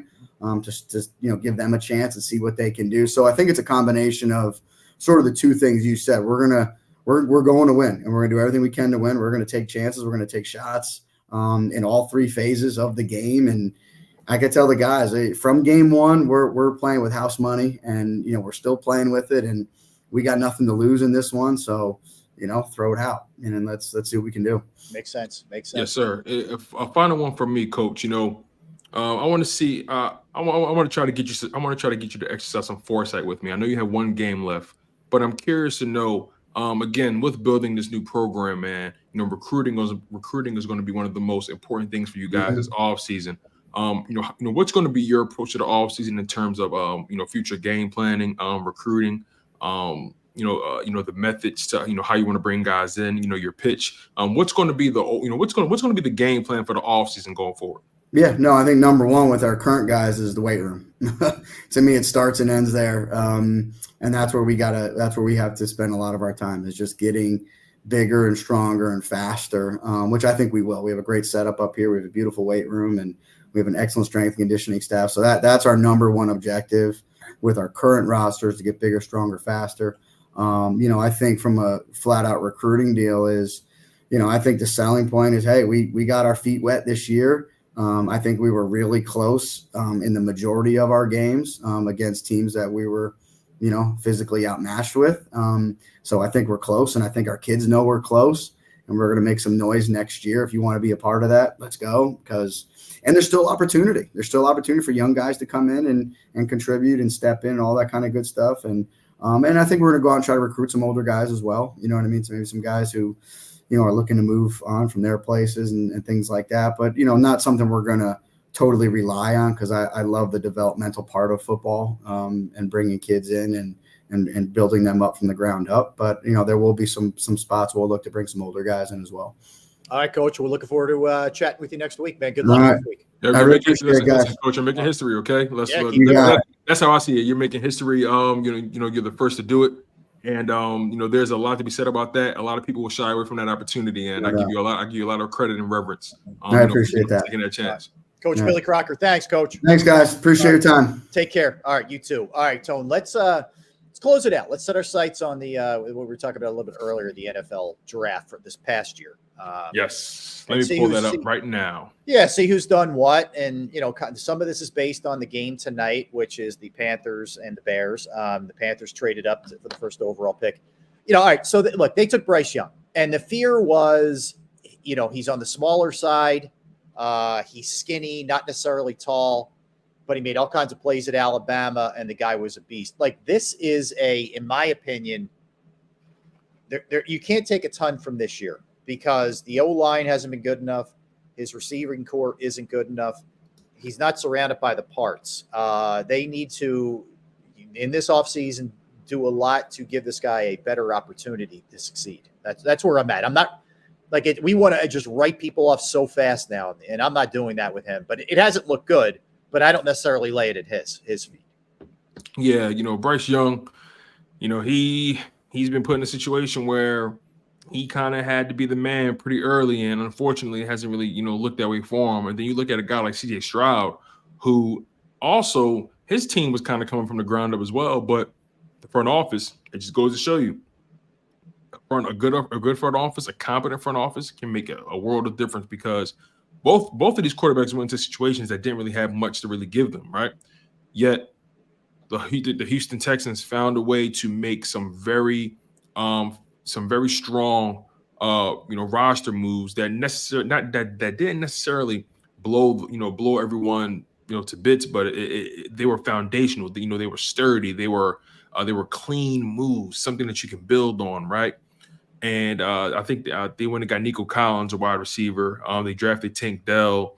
You know what I mean? They made some moves to kind of give their quarterback a fighting chance. And I think the Panthers tried to do that, bringing in Adam Thielen, trading for Laviska Shenault. Yep. And Thielen's actually played well for them. Right. And I think they also signed DJ Chark, if I'm not mistaken. So they tried to get him something, and I think both casts, are comparable between Bryce Young and C.J. Stroud. I think Stroud's receivers are a little bit more speedy, whereas the Bryce's are much more possession-based receivers. I think the main difference is CJ Stroud has, he has an offensive line to an extent. He has Laramie Tunsil out there. Yep. And, Bryce Young, he kind of has nobody. He has really nobody to block for him. So I really think that's the main difference. The Carolina Panthers, they're a pretty good pass defense. You can't really pass the ball on them that much. They're not terrible in defense, but that offensive line, man, it can make or break a quarterback's success. And I think that's really been the story for Bryce Young. He has no offensive line. Agreed. All right. So beyond that, Stroud, we just kind of mentioned it. What he ends up going to. It's actually just mind blowing. The stats that he's put up here, considering he's a rookie, and considering you talk about a team that was awful last year, but for people who may not know, all right, so he's thrown for over 2,200 yards already. He's got 14 touchdowns, 1 interception. That's remarkable. That's remarkable. Yeah, 102.9 passer rating, and he's averaging 8 yards per completion. He's been everything and then some, for them. And you're right. Nico Collins has done a good job. Tank Dell's done a good job. Dalton Schultz and Noah Brown bringing them in. Yep. Were nice moves. A pro like Robert Woods. They're in good shape for a long time to come with him. Yeah, absolutely. Some other guys, another quarterback that, he's not going to be able to finish his season is Anthony Richardson, a guy who was showing some flashes, right? He was showing an ability to move the ball. He managed to put up a total of through 4 games played. He put up 7 total touchdowns, 1 interception. He had 3 passing touchdowns, and he had 4 rushing touchdowns. He put up just about 750 yards of total offense, and only was sacked twice. He was a guy that we were looking at, okay, he's making some things happen, but couldn't stay healthy. He was hurt on 3 separate occasions. I think he dealt with concussion, then it was a shoulder, then it was a rib. He took a beating this year. Yeah. He got beat up pretty badly over the past several weeks. So I'm curious to see what he looks like next season. But I also think it's going to be important for him to really do his best to protect himself. It kind of seemed like he was throwing his body around a little recklessly. I agree with you. He has a lot of Josh Allen in him, and he's got to get rid of that, or else he's this stuff's going to keep happening. I don't care how big he is. Exactly. And if a guy that big can get hurt, no quarterback is exempt. It's kind of shocking Bryce Young has lasted as long as he has. Yep. But again, man, it's so funny. We have 3 different style of quarterbacks that went into that, on those first 5 picks. Bryce Young, a very slight guy that can do a lot outside of the pocket. CJ Stroud, essentially a pure pocket quarterback who can run if you need him to, but that's not his game. He's much faster than what you think too. Yep. And then Anthony Richardson, a dual threat, mobile quarterback who has no problem rushing for damn near 100 yards with his legs. He doesn't care how he gets it done as long as he's moving the chain. So they're all very different in how they approach the position. Yeah, I'm curious. I think ultimately at this point, CJ Stroud is going to have the better career just based off everything we're seeing. It looks that way early. But again, so much left to be seen, so much left to evaluate. But so far, CJ Stroud is the clear-cut rookie of the year on offense. Yeah, and Levis he went in the 2nd round, but he's had a couple of moments. Yes. And the crazy thing is, there's been 10 different rookie quarterbacks to start in the league. 2 of them undrafted too, on time, which is wild when you think about it. Mm-hmm. So beyond that, Will Anderson, it's been a little bit of a slow start for him, but I fully believe that this guy will get it at some point and will be a beast. I think you're going to look back at what Houston did at 2 and 3 in this draft as foundations for them, going forward. Beyond that, Devin Witherspoon, good pick for the Seahawks at 5. Hard to really gauge Paris Johnson, right? I mean, I don't know. His PFF grade isn't great at all. His PFF grade is a 50. He's literally been not that good. Yeah. But that's such a mess of a situation. I don't know. I'm not. He's another guy. I'm going to give him some time. Yeah. It's so funny. So PFF, they gave as of right now, Bryce Young has an overall rookie grade of 50.1. He had a week 9 grade of 39.8.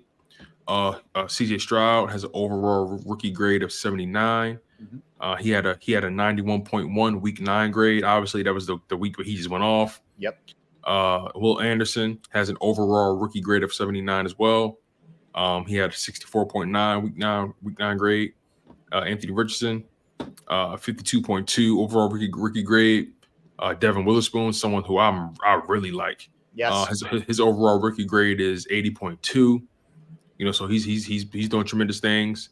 Paris Johnson, overall rookie grade of 50.1. Tyree Wilson, drafted by the Raiders, overall rookie grade of 41. Bijan Robinson, 67. Jalen Carter, overall rookie grade of 90.6. Just so far out of the first rounders, the three best first rounders thus far have been CJ Stroud, Devin Witherspoon, and Jalen Carter. Yes. And it's really no debate after that. Yep. Agreed. Now, some of the other guys, Darnell Wright, he's an offensive lineman. He went to the Bears. We know what that's been. Peter Skoronski went to the Titans out of Northwestern. Jameer Gibbs has flashed. We've seen him flash for sure. Jameer Gibbs is a nice pickup by them. Very nice. Doubt. I like his game. Good runner and pass catcher. Lucas Van Ness. He's been decent. No, he has. Gunner hated the pick, but he hasn't been bad. He has not been bad at all. He hasn't hurt them. No. Broderick Jones goes to the Steelers. He's been okay. Yeah, he's been fine. Will McDonald, the fourth, is an edge guy with the Jets. I'll tell you, the guy who struggled is the guy who went at 16, Tone. Emmanuel Forbes. He's been benched a couple of times. They picked him over Christian Gonzalez. Gonzalez looked great till he went down. It's a shame. The shame he went down for his overall rookie grade at the time was 80.8. He was looking like a freak. Yeah, it's tough. And not a lot of bright spots for the Patriots, but that was one, for sure. We're running out of time here, but just to hit a couple more of these guys who have looked good. Jack Campbell's now made himself a starter at linebacker for the Lions. He's playing well. Smith Najigba, it's been a little bit. I'm just jumping around a little bit. It's been a little quiet for him. Right. I mean, he's a number 3 on that team. So Zay Flowers has been great. Yeah, and they got Zay Flowers and Jordan Addison, who won 22 and 23, man. Real deal, real deal guys. Dalton Kincaid starting to come on for the Bills, especially with Dawson Knox out hurt. So he's starting to do some things for them. Mozzie Smith isn't even playing. No, right. He's not even playing. Yeah. He has an overall rookie grade of 41.9. His week 9 grade against the Eagles was 35.4. They said here his principal opponent was Landon Dickerson, and Landon Dickerson was getting in that ass. So yeah, well said. Yeah. Well said. All right, let's wrap it up on that note. Fun show today, Tone.